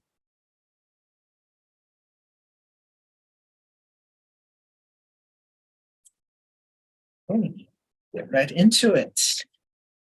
IG at Kit Ran Away, Twitter at Kit Talk Sports, however long that piece of crap still runs, Ko-fi.com/KitRen. Lots of fun little essays about football history and a little mechanism to give me money if you think that I deserve money. No one does, but give it to me anyway. And you can find me on Facebook, easy enough. You can send me an email, easy enough. You can drop something in PayPal if that's your preferred mechanism. You can follow me on Goodreads if you want to know what I think about current literature. I think it's good. Congratulations to everyone involved. And of course, the Tumble Words Project. We have a great roster. It worked out where it's all El Paso this month. But June 3rd will be Rachel Cachete with a workshop they're calling Chaos Theory Confessional. And I'll find out what that means the same time you do. I'm looking forward to it. June 3rd. June 10th, Lee Martinez Soto. And June 24th, you saw earlier tonight, Robin Schofield. So, Tumble Words Project on Facebook. We meet on Zoom every Saturday, generative writing most Saturdays. We take off the federal holidays, so we'll be taking off Juneteenth. Some of us have to tell the news and some of us have to receive the news for Juneteenth. And that's all from me tonight. Back to Richie. All right. Thank you, Kit. Appreciate that, man. Definitely. If you guys have had a chance to check out Tumblewords Writing Project, it's definitely worth it, especially if you get stuck or just need to work on your writing a little bit and just get that little push. It's perfect in that sense. All right. So we're going to keep going. Next up, we have Daniel in the house, joining us from New York, New Jersey. You signed up as, I don't know how you prefer this. It's EPOV or EPOV or EPOV. Please let me know how you want that spelled. And of course, yeah, thank you for your patience. And you're next, Daniel. Thank you. For the name, it could be either or. It could be EPOV or EPOV. And what that stands for is for my rapper name, which I would like to blow up one day, since I'm trying to do that. But I've been busy with work and bills, so there's that. Anyways, so EPOV stands for everyone's point of view, which goes with my writing style, which I'll see if I can show a few examples. So I have two pieces today. One of them is going to be, let me just jump into it, Alex, and then I have another one that I'll perform. They're both 3 minutes. Alex, you're a little over half my age. Listen, although some lines might be strange, change the rage. It's not a good phase. I've been there forever, practically engaged. It's a cage on a stage to leave you deranged. Exchange hate with love. I know it's hard to maintain. There's a portion of this that you won't understand. Once your childhood fades, the stress expands. Life speeds up while you're thinking, God damn, you're never in control, even though it's your hands. We try our best and move with our hearts. Change directions, assuming it's smart. Staying in your lane like the strings of a guitar. Playing music for the soul, even though it's lyrically bizarre. Opinions are assholes. Everyone's got one. People will judge you, but you can't stop it nor punch. Now, I'm not saying to sit down and discuss, but walk away as if you finished your lunch. Turn the cheek because tantrums are morbid. Justice takes time, regardless of what they did. Don't encourage the negativity and build a bridge. The same one you burn down when your patience runs thin. We are brothers and connected by blood. Secrets exchanged because of our loyalty and trust. Memories are cherished, although age causes a smudge. We use what we have and be proud of what we construct. I'll protect you any way I can and vice versa. Keep you on your toes like a pair of pumas. Listen like the intensity of a hunt. Senses amplifies, your adrenaline erupts. Keep your money close because that shit flies. Cash is king, but be wise. If it's in the bank, expect a surprise. Deductions left and right and count your progress goodbye. Just keep an eye and don't subscribe. Well, a few wasn't bad, but keep the dates in mind. When you work, you don't notice sometimes. The bill's the essential, so analyze. Always stay debt free or else it'll guide you to your demise. You do what you please, but that's what I would advise. Love causes more damage than any gun. Unpredictable like a barber chair. When a tree cracks, just run. People will take advantage and put themselves up front. Joke's on them because you're more useful than a blunt. Life will keep going even after I'm gone. Just remember me and that my intentions weren't wrong. I won't list my issues because it'll be Breeze Avenue long. Hope we never lose touch like my unreleased songs. Follow your dreams, man, and don't give up. Don't use my footsteps because I screwed things up. That made me realize how dangerous money was. The things you do just to make another month. I have my regrets. I won't lie to you. If anyone says otherwise, they're just scared of the truth. Be honest and learn to spot an excuse, not for you to use, but to protect you from abuse. I love you and wish I've said it more times. Living became hard and I had no allies. I moved out and the pressure started to rise. When I look back, I lost track on the things I set aside. I lost myself and hope it'll be different for you. Live life and speak up on what you're going through. I went through it alone and still trying to start new. It's horrible, like an awkward interview. I'm at my lowest and the hope was discontinued. I'm surprised I'm here because I have no clue. I'm hydroplaning and closing my eyes too, accepting my faith exposed like photos from the dark room. I yield, even though I don't want to, but know deep down that I love and respect you. Poem. And one thing I did want to note is the barber chair line, for those who don't know, is when a tree cuts vertical instead of horizontal. So and then it will just flop over on a side and you know the rest. So my second poem, let me go get it. through the list of all the poems here. Oh my gosh. Is one that I've written a couple weeks ago. And like with the name EPOV, I jump into people's shoes and then I write as if I was them. So in this one, I actually written from a female's perspective. I love you, my love. That's the name of it. I love you, my love, and hope you understand the things I do for you when dark little man. Emotions become fragile when destiny isn't at hand. Just stop and enjoy life like a party in Japan. Control your ego because at times it's loud. Hurting yourself and me, just learn to shut it down. I get you, you're stressed, so am I somehow. We work to live a lifestyle no one wants around. I'm your wife, just checking on how you are. You may be working, drinking, or fixing your car. We are a team with the relationship scar, fighting like lions when something is bizarre. Either that or you dip and head to the local bar, drink with no gossip to then pay up to smoke a cigar. I work as a waitress, come home to cook and clean. You just arrive, set your bag down, then shower, then sleep.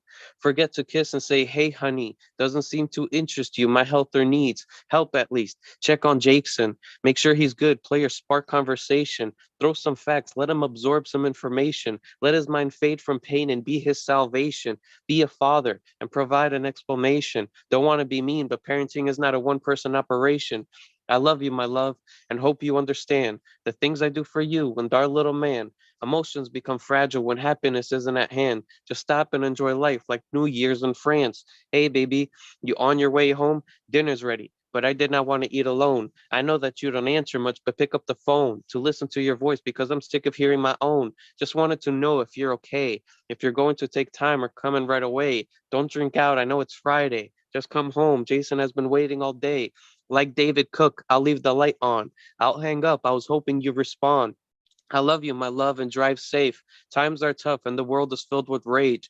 The recession doesn't help. Slice a minimum wage, a salary to breathe with, and a toy for Jason to engage. 6 years of age, things are going to change. For better or worse, I'm hoping you're here with us just in case. We'll see you soon. I miss you. You work over 10 hours. Come home so I can give your confidence a boost. Listen, I know we had our arguments. I won't deny them. It's not often, so I won't consider it a problem. When they arise, though, I get overwhelmed. I honestly get anxious when you start to yell. You go crazy like a baby in a playpen. Say you love me and let it all happen again. Supposed to support because you're my best friend. Husband, love, that special gem. Yet you break me down because I'm feminine. Kill emotions that won't be cured with medicine. I love you, my love, and hope you understand the things I do for you when dark little man. Emotions become fragile when affection isn't at hand. Just stop and enjoy life like movies about romance. For the times I'm in bed, exhausted about my day, you crave the need for sex, assuming that's okay. It's not, but I love you, so I let things go your way. Turn around, go on top, and ride your soul until ecstasy. Have my thigh give out from your grip. Change position and let time drip. Have you finished as I lay there resting my limbs? Kiss, shower, back to bed, and wait until the next day begins. Wake up at 5, make breakfast, and get Jason ready for school. Kindergarten, for him, the idea is cool. Being with friends, learning the rules, not be cruel and to avoid the fools. He's excited as I drop him off before I see him in the afternoon. Then I pick him up, go home, I wash clothes as he watches cartoons. You leave at 5, so you don't see the things I do to manage our family. I feel trapped and the atmosphere is lonely. Just because I can suck and fuck doesn't mean I'm completely happy. Living is complex and the stress is consuming me. I am strong, so I move forward with parenting. Jason came out of me and it became a never-ending duty. Become his everything, love and mommy. You would probably understand if you were here to see. I love you, my love, but see things from my perspective. Be with your family and be the man who respects what's his. Cherish existence instead of having the challenges get aggressive. Do the right thing.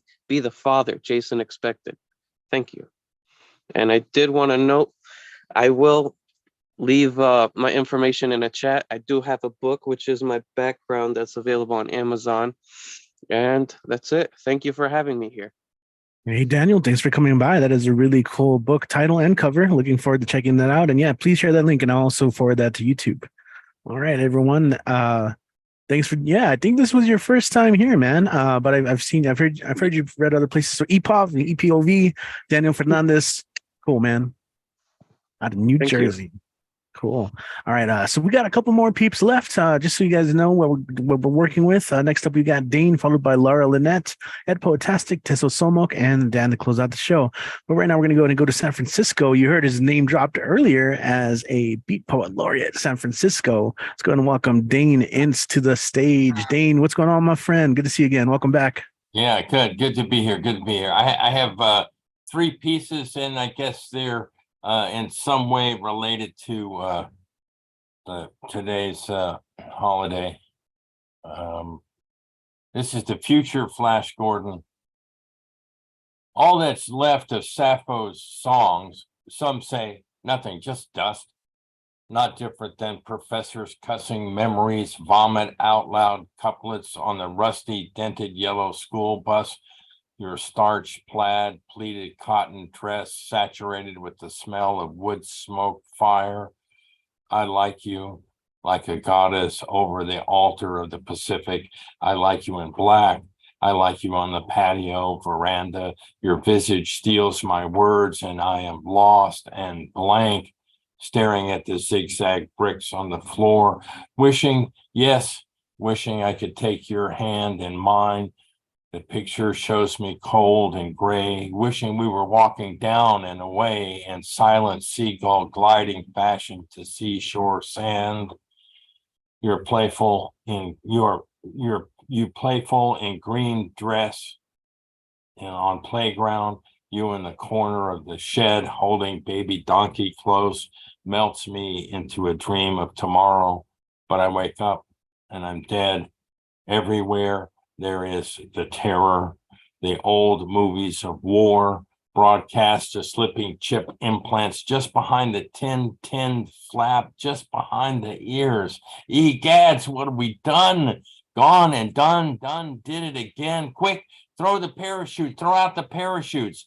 All the dead weight, we are a goner if we cannot get lighter, levitate. The plane is stuttering, shells streaming by. The plane is sinking. Throw out all the extra weight. Even those bad ideas are too heavy. Throw everything out, or else we will be lost. There is no future, none at all, for a 1930s bit player, hidden, lost in the background flickers of a Buster Crab cereal. Utter despair on the day, this day of the passing. Flash Gordon is no more. Someplace in Alaska, plane overshot the runway, crashed, burned. Now, I will never know. It's a journey becoming an expert on the secret shape of holes. I carry this from the day in the dark in a bare wood room at the back of the house on Collins Street. The sun was streaming bright, beating down bright on bare dirt backyard. In the front yard, surrounded by small grove of black oak trees, in springtime, the fuzzy yellow asp would rain down from branches high, stinging. Near the creek where we caught crawdads, blinking, trying to make sense of the words. What would it mean? What does it mean? Your daddy died in a plane crash. I thought you should know. My heart is crying. Watashi no kokoro wa naite masu. Today, on Hiroshima Day, I'm inconsolable. I look everywhere. Anatana doko o mite mo. Mom, she is gone. Naun naka unata. I will not find her. She is not in anything. She is everywhere now. Cannot understand the language you speak. What you need, just like a cat, not even a chesser, you red queen, your answers, checkmate, ancestors chase you through prop of plane. Akai Nietzsche. This is a red rainbow splashed on cloudy sky. Kumori Zorora. I call, you cannot come. You are everywhere and everything in me. Moshi wakare masunenga.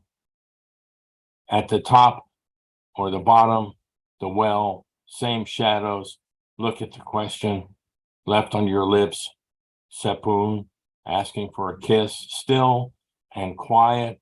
This rehearsal bliss, selfishness, broken wish reflected. Sepun, Gariwa day has come to this. That day is this. Today, every day. Kadian life. What is Kadian life? 453 million years ago? Last week? Yesterday? What is a quotidian life? What is an antonym for quotidian? 44, just learned today, everyday life, routine. How to use quotidian in a sentence, how to use quotidian in a sentence. Looks like, what does quotidian mean in art? It's a fancy way of saying Hoshi, Keisei, Hoshiya, Keisei. Spore forming, Chono Inu, intestinal dog. The little things every day is death day, Cri de cour, fever, fatal, flaw, Taurus lit by Hecate, the fleas within the animal cell. How often does this occur? Mayanichi, Jo Ensu, Tekina, Sakebe, Hanabe. My heart is bleeding. My heart is crying. Thank you.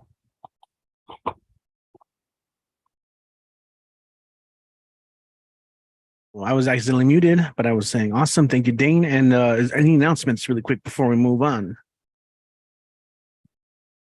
No, except if you guys are free, come to Time to Arrive Tuesdays, 6 p.m. Pacific time. Wonderful. Yes, definitely check out Time to Arrive, where you can arrive just in time. All righty, then we're going to go ahead and continue. We got a couple more performers. We got some music coming up. She found her way to the show. I alluded to it earlier. So that's the resolution. And now she's going to share a couple songs. Let's go and welcome to the stage, Laura Lynette. Welcome back to the show. Good to have you here. Hey, Laura. There you go. I'm trying to unmute. Hey, Richie, thank you. Thank you for letting me get on your list, arriving so late and everything. I appreciate it. I'm a I'm a boomer, and I don't have very many technical skills. I'm new on Facebook and everywhere else. Have a new album. Anyway, this song is in memory of my dad, and it's on the new record. It's called Pearls of Wisdom. It's kind of country.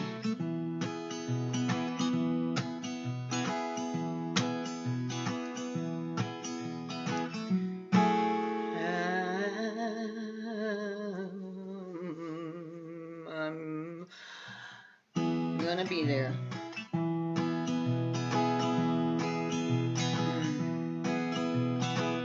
I have a wealth of riches deep inside this heart of mine. Holds a trove of memories I will treasure for all time. Like the smiles he gave that kept me brave, and the hugs that offered warmth. Gifts that money cannot buy help me weather my life's storms. His advice flowed like silver and spun my worries into gold. And every prayer he prayed for me brought new riches to behold. And with a gentle touch he conveyed so much and was always more than fair. He filled this treasure chest of mine with jewels priceless and rare. And I am grateful that the good Lord in his grace saw fit to place my daddy here upon this earth.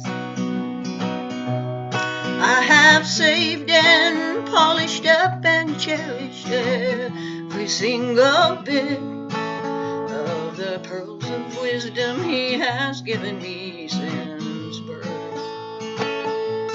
La-da-dee, la-da-dee, la-da-dee. He has filled up my treasure chest, and it is a vision shining bright. And generations beyond me now will know its brilliant light. As from his lips spilled the gems I can pass on to my heirs, and they will have the chance to know the many blessings he has shared. And I am grateful that the good Lord in his grace saw fit to place my daddy here upon this earth. I have saved and polished up and cherished every single bit of the pearls of wisdom he has given me since my birth. La-da-dee, la-da-dee, la-da-dee.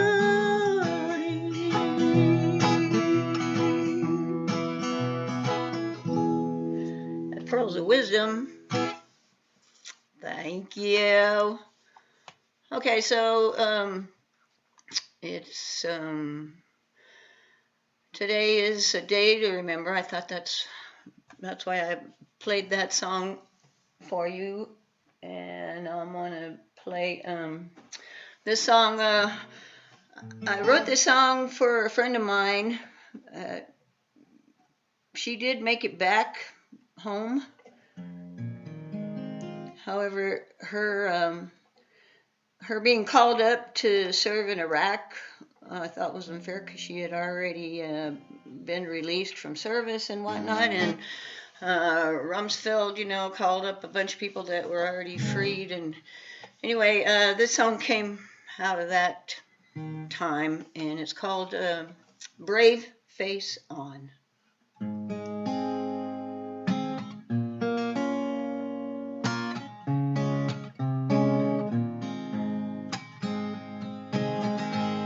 His eyes fluttered open,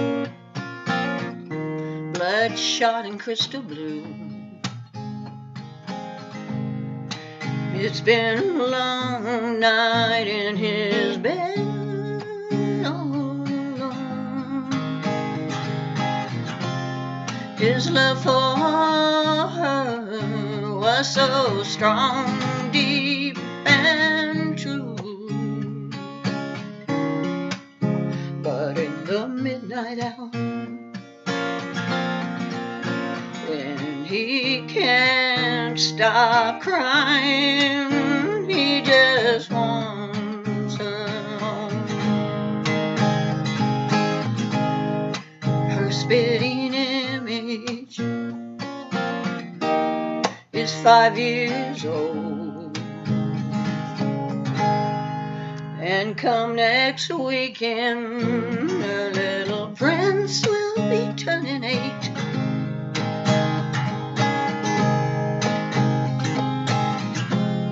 He's never had a reason to miss her like this before. But when the phone won't ring, and he knows something is wrong, she hasn't called in days. He has to put his brave face on. He's looking for some strength to borrow. He has to tell them that their mommy is gone, and while the truth is so hard to swallow.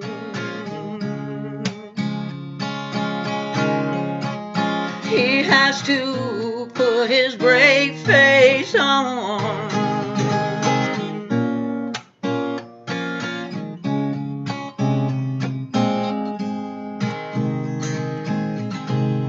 He's wondering how he's gonna make it through this pain. So weak on the inside, he feels like an old limp rag. But he stands up tall between those two little faces. The gun's 521, and as one plane flies off alone, he takes that folded flag.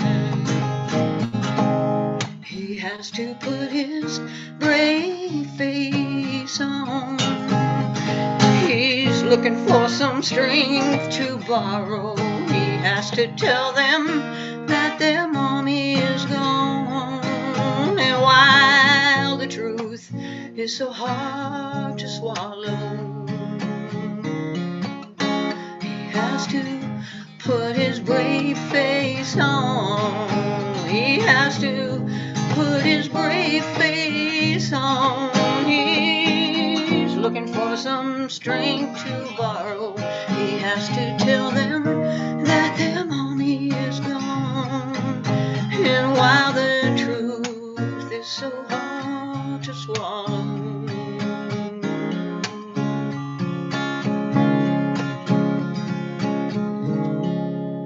he has to put his brave face on. He has to put his brave face on. He has to put his brave face on. Oh.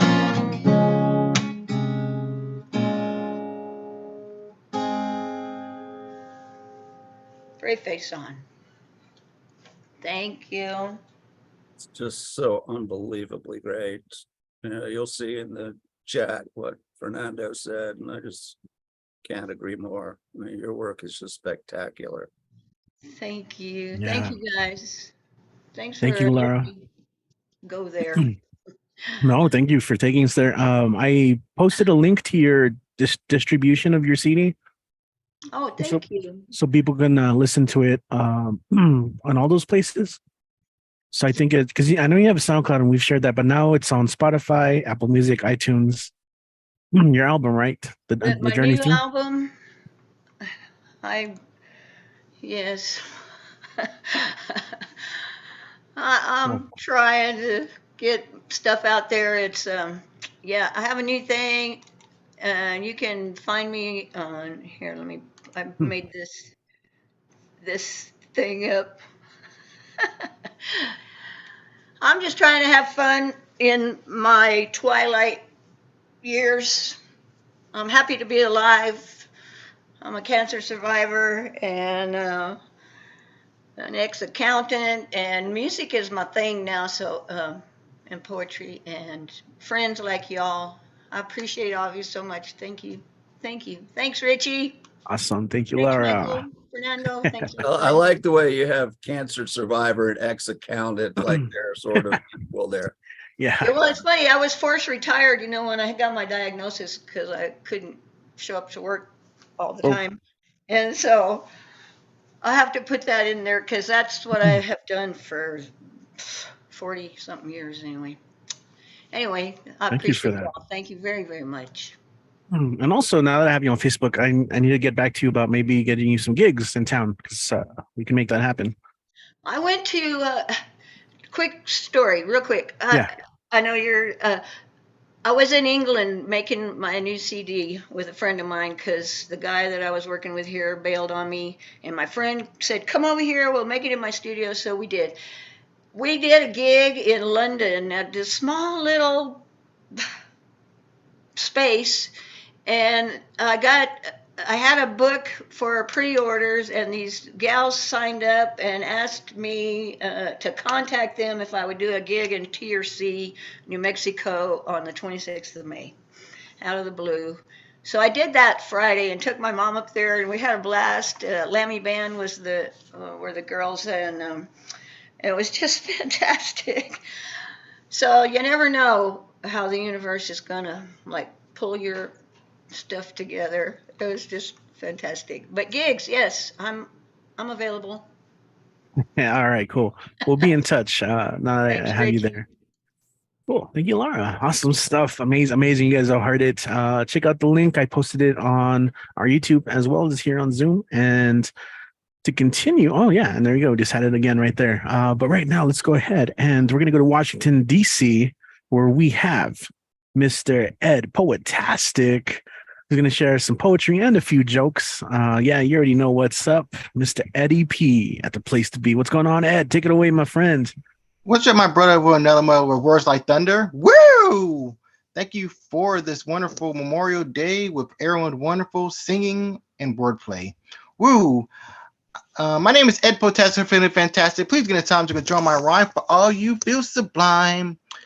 I'm not gonna lie. I said a few jokes. I have 8.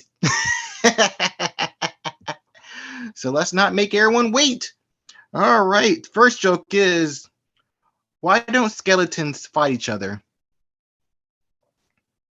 They don't have the guts. What did the building said to the skyscraper? It told a tall tale. What did the duck said to the bartender? Could you put on my bill? What do you call when you toss your fridge into the sun? Freezer burn. How do you get holy water? You burn the hell out of it. Where did a dinosaur go for their friend's funeral? The museum. Why couldn't the gardener change the tree? It was too rooted in its ways. Last but not least, what did the snowman tell the doctor? I have a cold with a bit of frostbite. All right. I hope everyone thought those jokes were hilarious.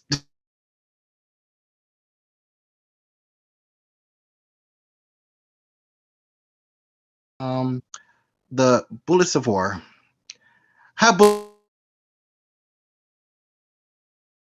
flame. I'm gonna kill you down to size. What I mercy hate you is because you're my enemy. It's foggy hate, no clear views. My rage has no sympathy. I slowly reloaded my steel gun, my fingers covered in angry bees. My shadow covers the sun. Run, run, run away, please. There goes one of your eyes. You loudly bellowed, why?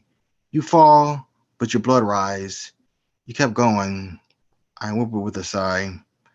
There goes one of your arms. You're my prey, but please go far away. You're disarmed, but I still mean you harm. What can I say that went underway? There goes one of your legs. The pain must be unbearable. It sounds like cracked eggs. What is next is unconceivable. There goes your head. I forgot what you said. Oh, right. I hope you eat lead. The cold ground's your bed. The roses oozed and spread. There goes one of your hands. You're just a man. I feel you, but I try not to understand. Now your name is buried in dirt and sand. An image of a crying phantom. My body's icy as steel. You can't find an inner sanctum. There's no peace for your ordeals without rest or heal. I hear your cries in my head. I wish it was me instead of you. I literally dread the future up ahead. What can I do or hope to do?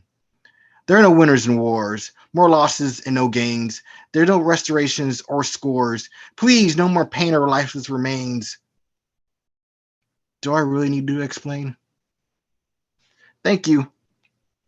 And I got, oh, Erica.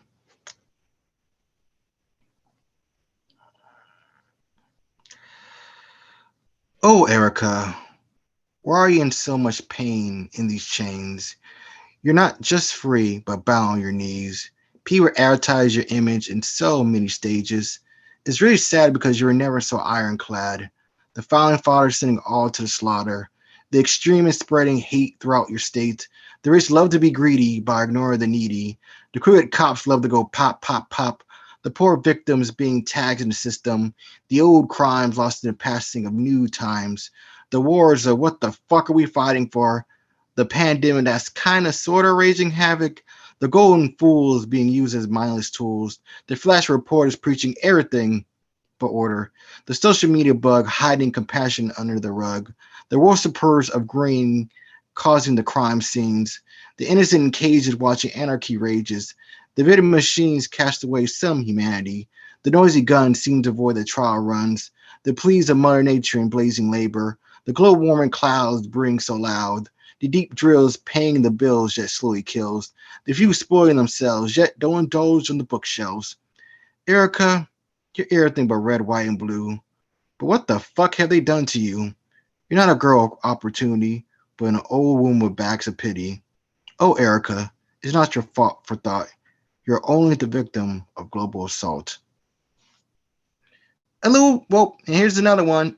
A little sweet, a little bitter. This is called Knock Knock.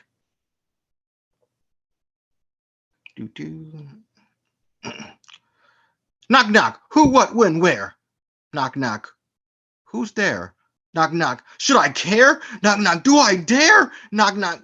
Dang it, the sun's glare. Knock knock. Yes, I can hear him aware. Knock knock. I do nothing, I swear. Knock knock. I don't need a prayer. Knock knock. My house doesn't need repair. Knock knock. I don't need cookware. Knock knock. I don't need another armchair. Knock knock. I'm losing my hair. Knock knock. Do I have money to spare? Knock knock. I know life isn't fair. Knock knock. Oh my God, I'm a nightmare. Knock knock. Are you a grizzly bear? Knock knock. I'm only in my underwear. Knock knock. Please, please, please be air. Knock knock. I have nothing to share. Knock knock. This isn't a daycare. Knock knock. Yes, I'm here. Are you still there? Thank you. Yo, Ed, thank you so much. I need to remember next time to introduce you by just saying knock knock. Who's there? Who's there? It's Eddie P. All right, man. Where can the people find you, man? Well, you can find me at supporting this and coming or performing at this wonderful open mic that makes our Monday night such a delight in the wonderful spotlight for our gray Monday nights. Woo! Such a delight. If you want to follow me, please feel free. My Facebook is Eddie Foreman and my IG is Eddie Foreman 92. And remember, if the mic is right, I'll be there to shine fantastic insight. If you send me a question, we take guests. The answer is yes. Hope everyone stays safe, healthy, and blessed. Hope everyone won't stop spewing the wonderful words outside your chest, and now stop feeling and being and doing your best. Woo! All right, Ed, man. Thanks for joining us once again. Glad to have you here, man. Sure thing. Once again, my friend, to the bitter end. Woo!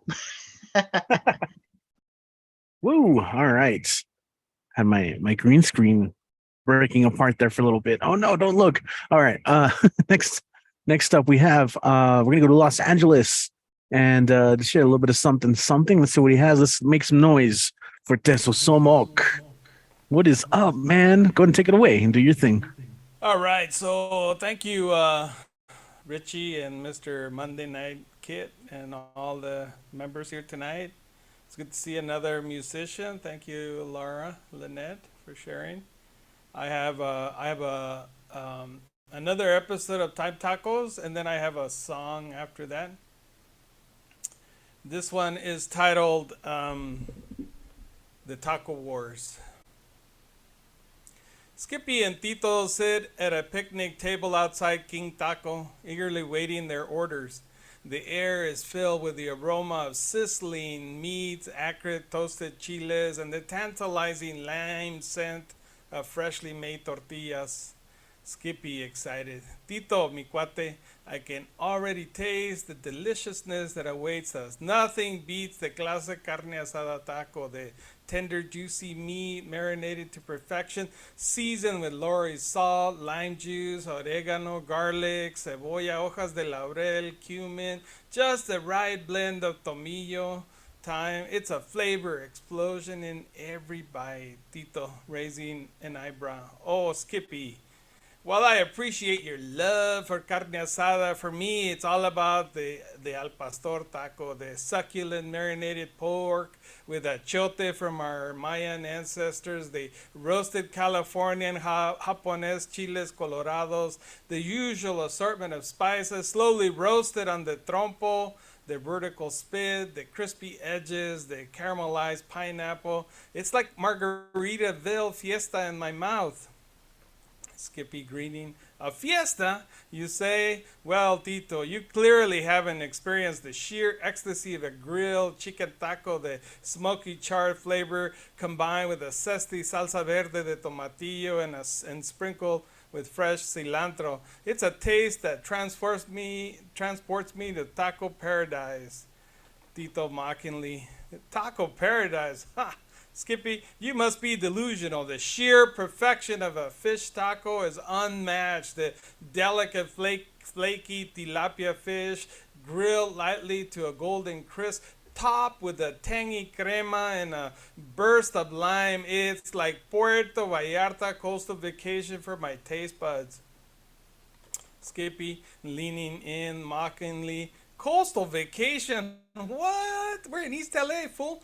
Well, my friend, prepare to have your mind blown by the majestic glory of shrimp taco. Plump, succulent shrimp sauteed to perfection in a garlic butter sauce, topped with fresh avocado, a squeeze of lime, and sprinkled crunchy cabbage. It's like a flavor fiesta on a tortilla. Remember, camarón que se duerme, se lo lleva la corriente. Shrimp that falls asleep on the current gets swept away, and that LA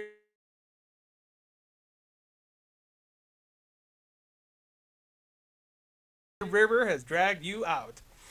Tito, you say, Skippy, I'll take you on a journey to the land of lengua taco. Tender, slow cooked beef tongue, perfectly seasoned and nestled in a warm tortilla. It's an adventure for the adventurous, a delight for the daring. It will have you speaking in lenguas.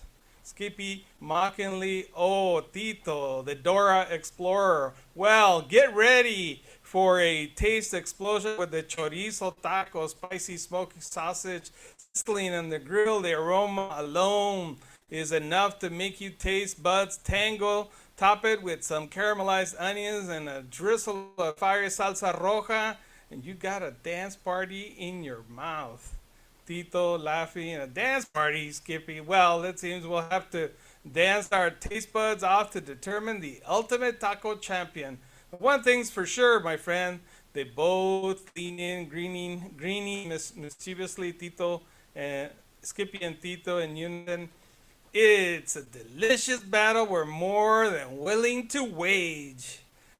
Birds to laughter, enjoying their playful banter as they eagerly await their tacos, their friendship united by their shared love for the diverse and delectable world of tacos. Just as they were to dig into their tacos, Mago Pachuco drives up before them, his flashy suit and fedora as sharp as ever. Hey, you too, I see you porking out, he said with a grin. Huh? Yeah, Skippy said. Mago chuckled. Have you guys thought about the Caracalla coins, my friends? But listen, there's something important you need to know about using them. He leaned in close and whispered, to travel through time, you have to use the jukebox at King Taco. Select the song Pachuco Suave by Lalo Guerrero. That will activate the time travel sombrero. You know, where they make the tacos mechanism and take you to the time period of your coin. Skippy and Tito exchanged a skeptical glance. King Taco, Pachuco Suave? What? That sounds like bullshit, Tito said. Mago shrugged. Believe what you want, compadres, but if you want to time travel, that's what you gotta do. Mago Pachuco leaned out the window to harness the power of the time travel coins. My compadre, you must use the jukebox, but not just any jukebox. The Rocola at King Taco holds the key to unlocking the time taco traveling sombrero to the time period of your coin. Skippy scratches his head, looking out for Skippy. Wait, so you're saying we need to use a jukebox at this joint and play some Lalo Guerrero Pachuco Suave to travel through time? Mago grins mischievously. Precisely, mi amigo, it's the rhythm of the Pachuco, the essence of the past and future intertwining. Once the song begins, you shall descend down the taco sombrero, a mystical portal that will transport you to the time period of the coin. Tito glances at Skippy, uncertainty evident in his eyes. Tito, but how do you come back? Mago Pachuco taps a small pocket watch in his hand. Mago Pachuco, fear not, young travelers. To return, you must seek out a famous Roman flutist, convince him to play the Pachuco song, and with a coin from your time period, you will activate the taco sombrero to bring you back. Skippy takes a deep breath, steeling himself.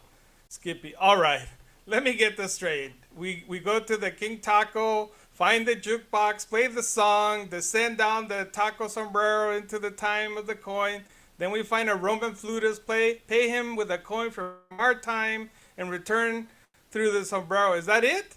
Mago Pachuco, see, my friend. But remember, time travel is no walk in the park. You'll face challenges, encounter even danger.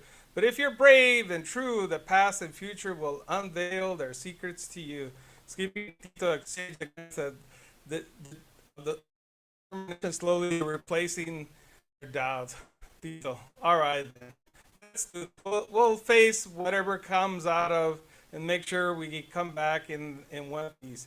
Skippy nods, a newfound resolve in his eyes. Skippy agreed. Time waits for no one, and we got a coin to save.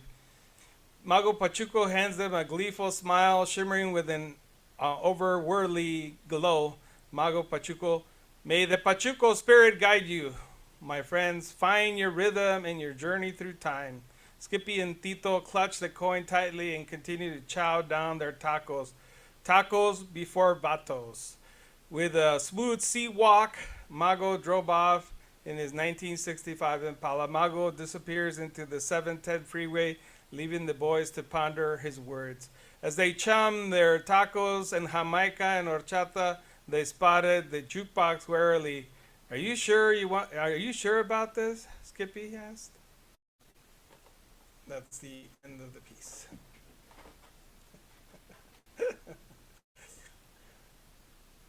All right, let me switch hats.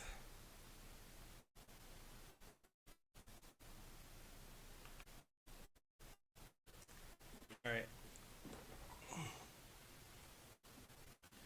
Let's see if I can manage to ruin a song for Kit.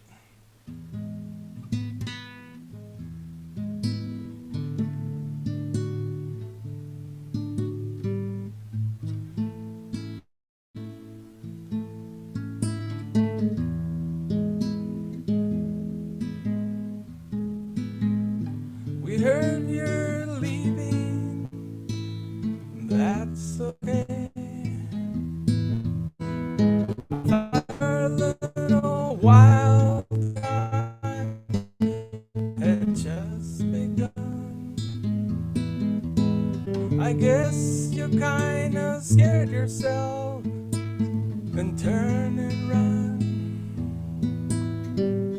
But if you have a change of heart, Ricky, don't lose the number. You don't wanna call nobody else. Send it off in a letter to yourself. Ricky, don't lose that number. It's the only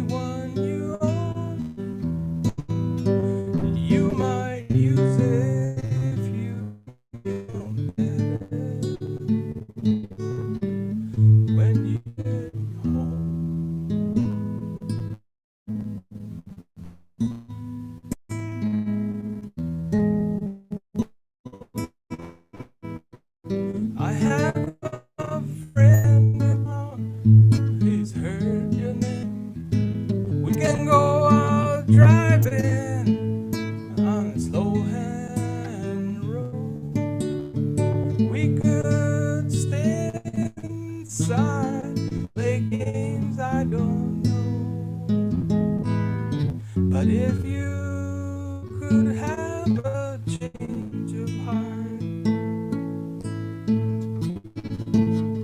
Ricky, don't lose the number.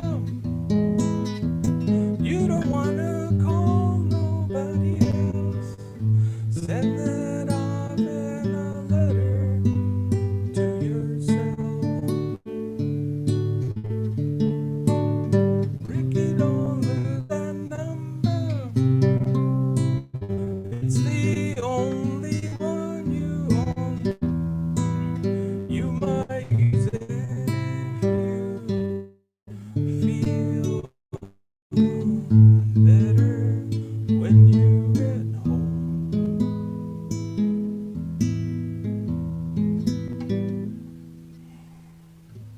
Oops. You tell yourself you're my kind, but you don't even know you're mine. And you could have a change of heart. Ricky, don't lose that number. You don't wanna call nobody else. Send it off in a letter yourself. Ricky, don't lose that number. It's the only one you own. You might use it if you feel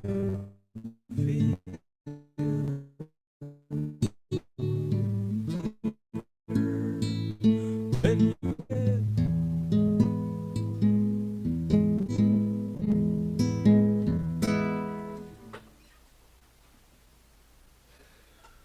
Thank you.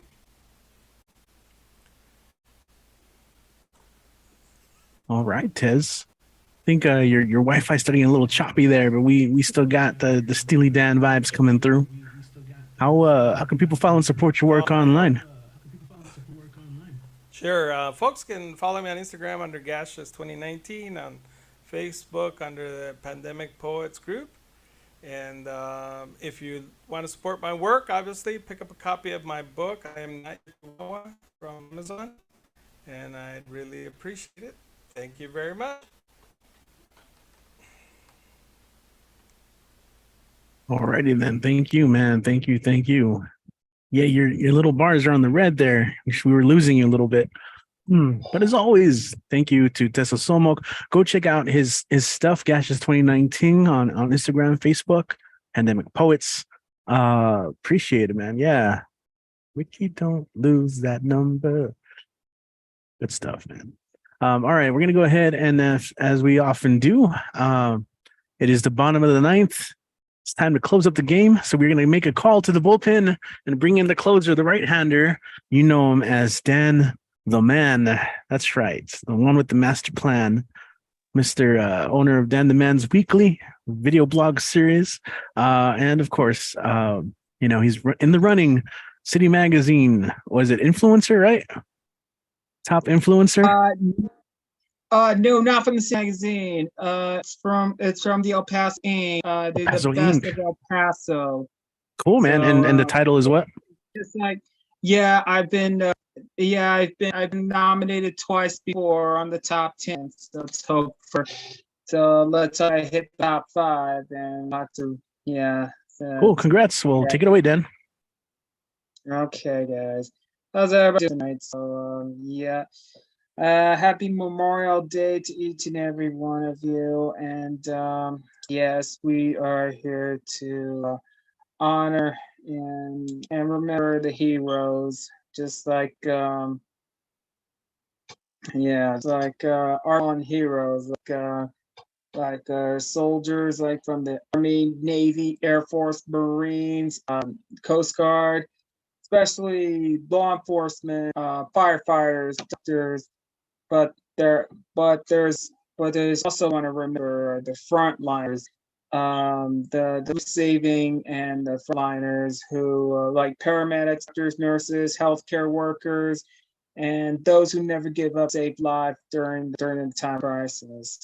But what they did, they helped save lives. It was during the pandemic, the COVID-19. But man, but I think yeah. So I'm gonna share something for Memorial Day, but a minute.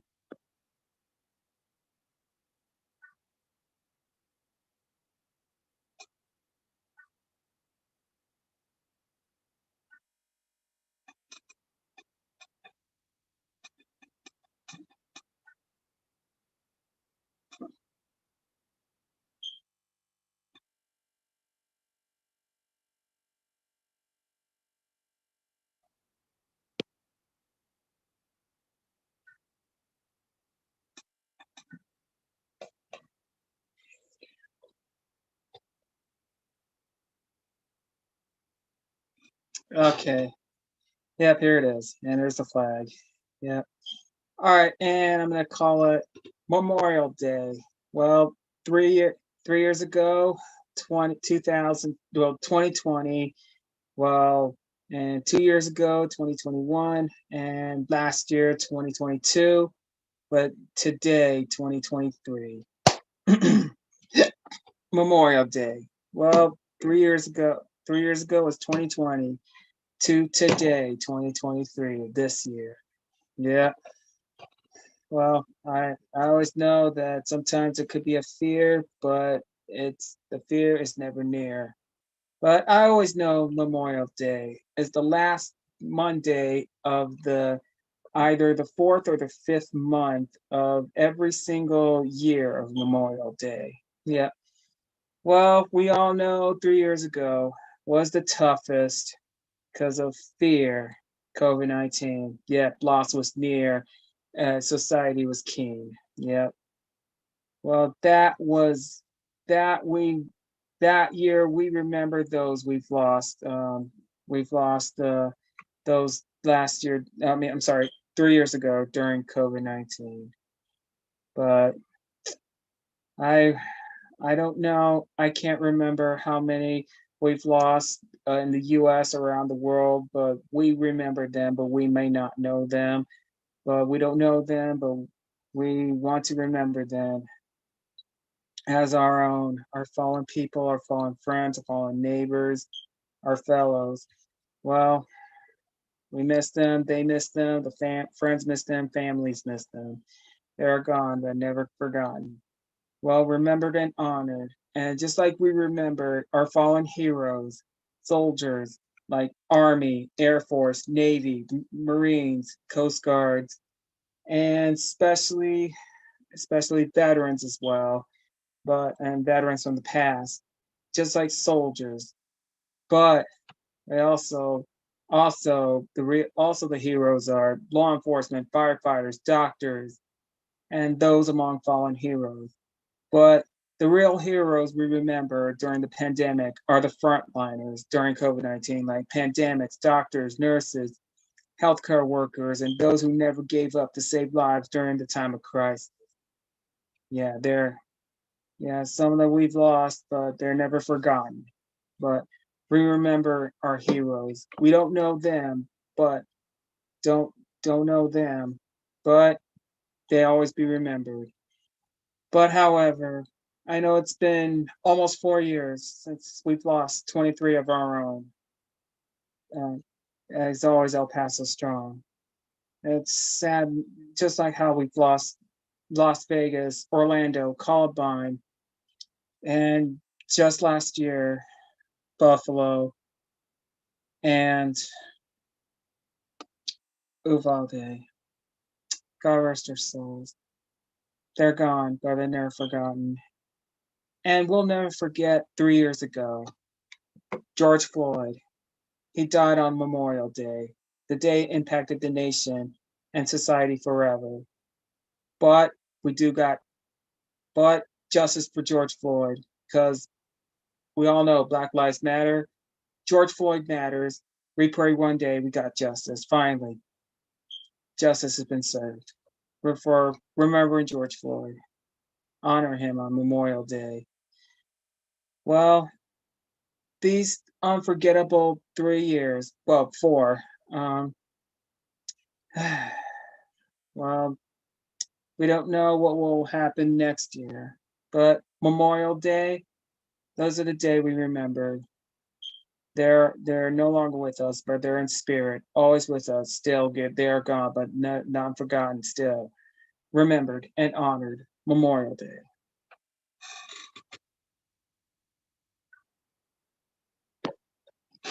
Yeah. So, yeah.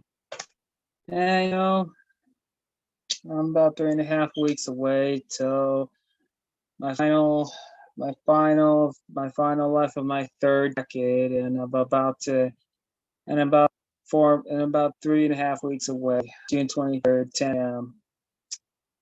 I'm about to enter the 4th decade. And yeah. So bold. I am getting old. That's the last Memorial Day of my thirds. Yeah. There goes nothing. But however, happy Memorial Day to each and every one of you. Remember the fallen. Remember the heroes.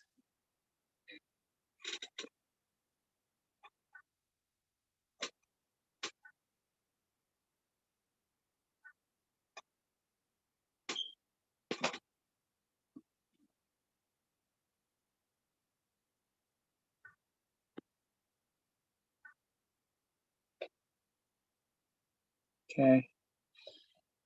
All right, here it is. Read it and weep it. Yeah. I'm catching up on Instagram, but most importantly, find Dan the Man's Weekly on YouTube. Yeah, just subscribe to the channel. Don't forget the hashtag. I'm trying to catch up on Facebook and Instagram, and on Twitter, sorry. Okay, guys. All right, guys have a safe rest of the week. Richie, I'll see you tomorrow, Mona Bar. Okay. All right, let's go ahead and call it a night.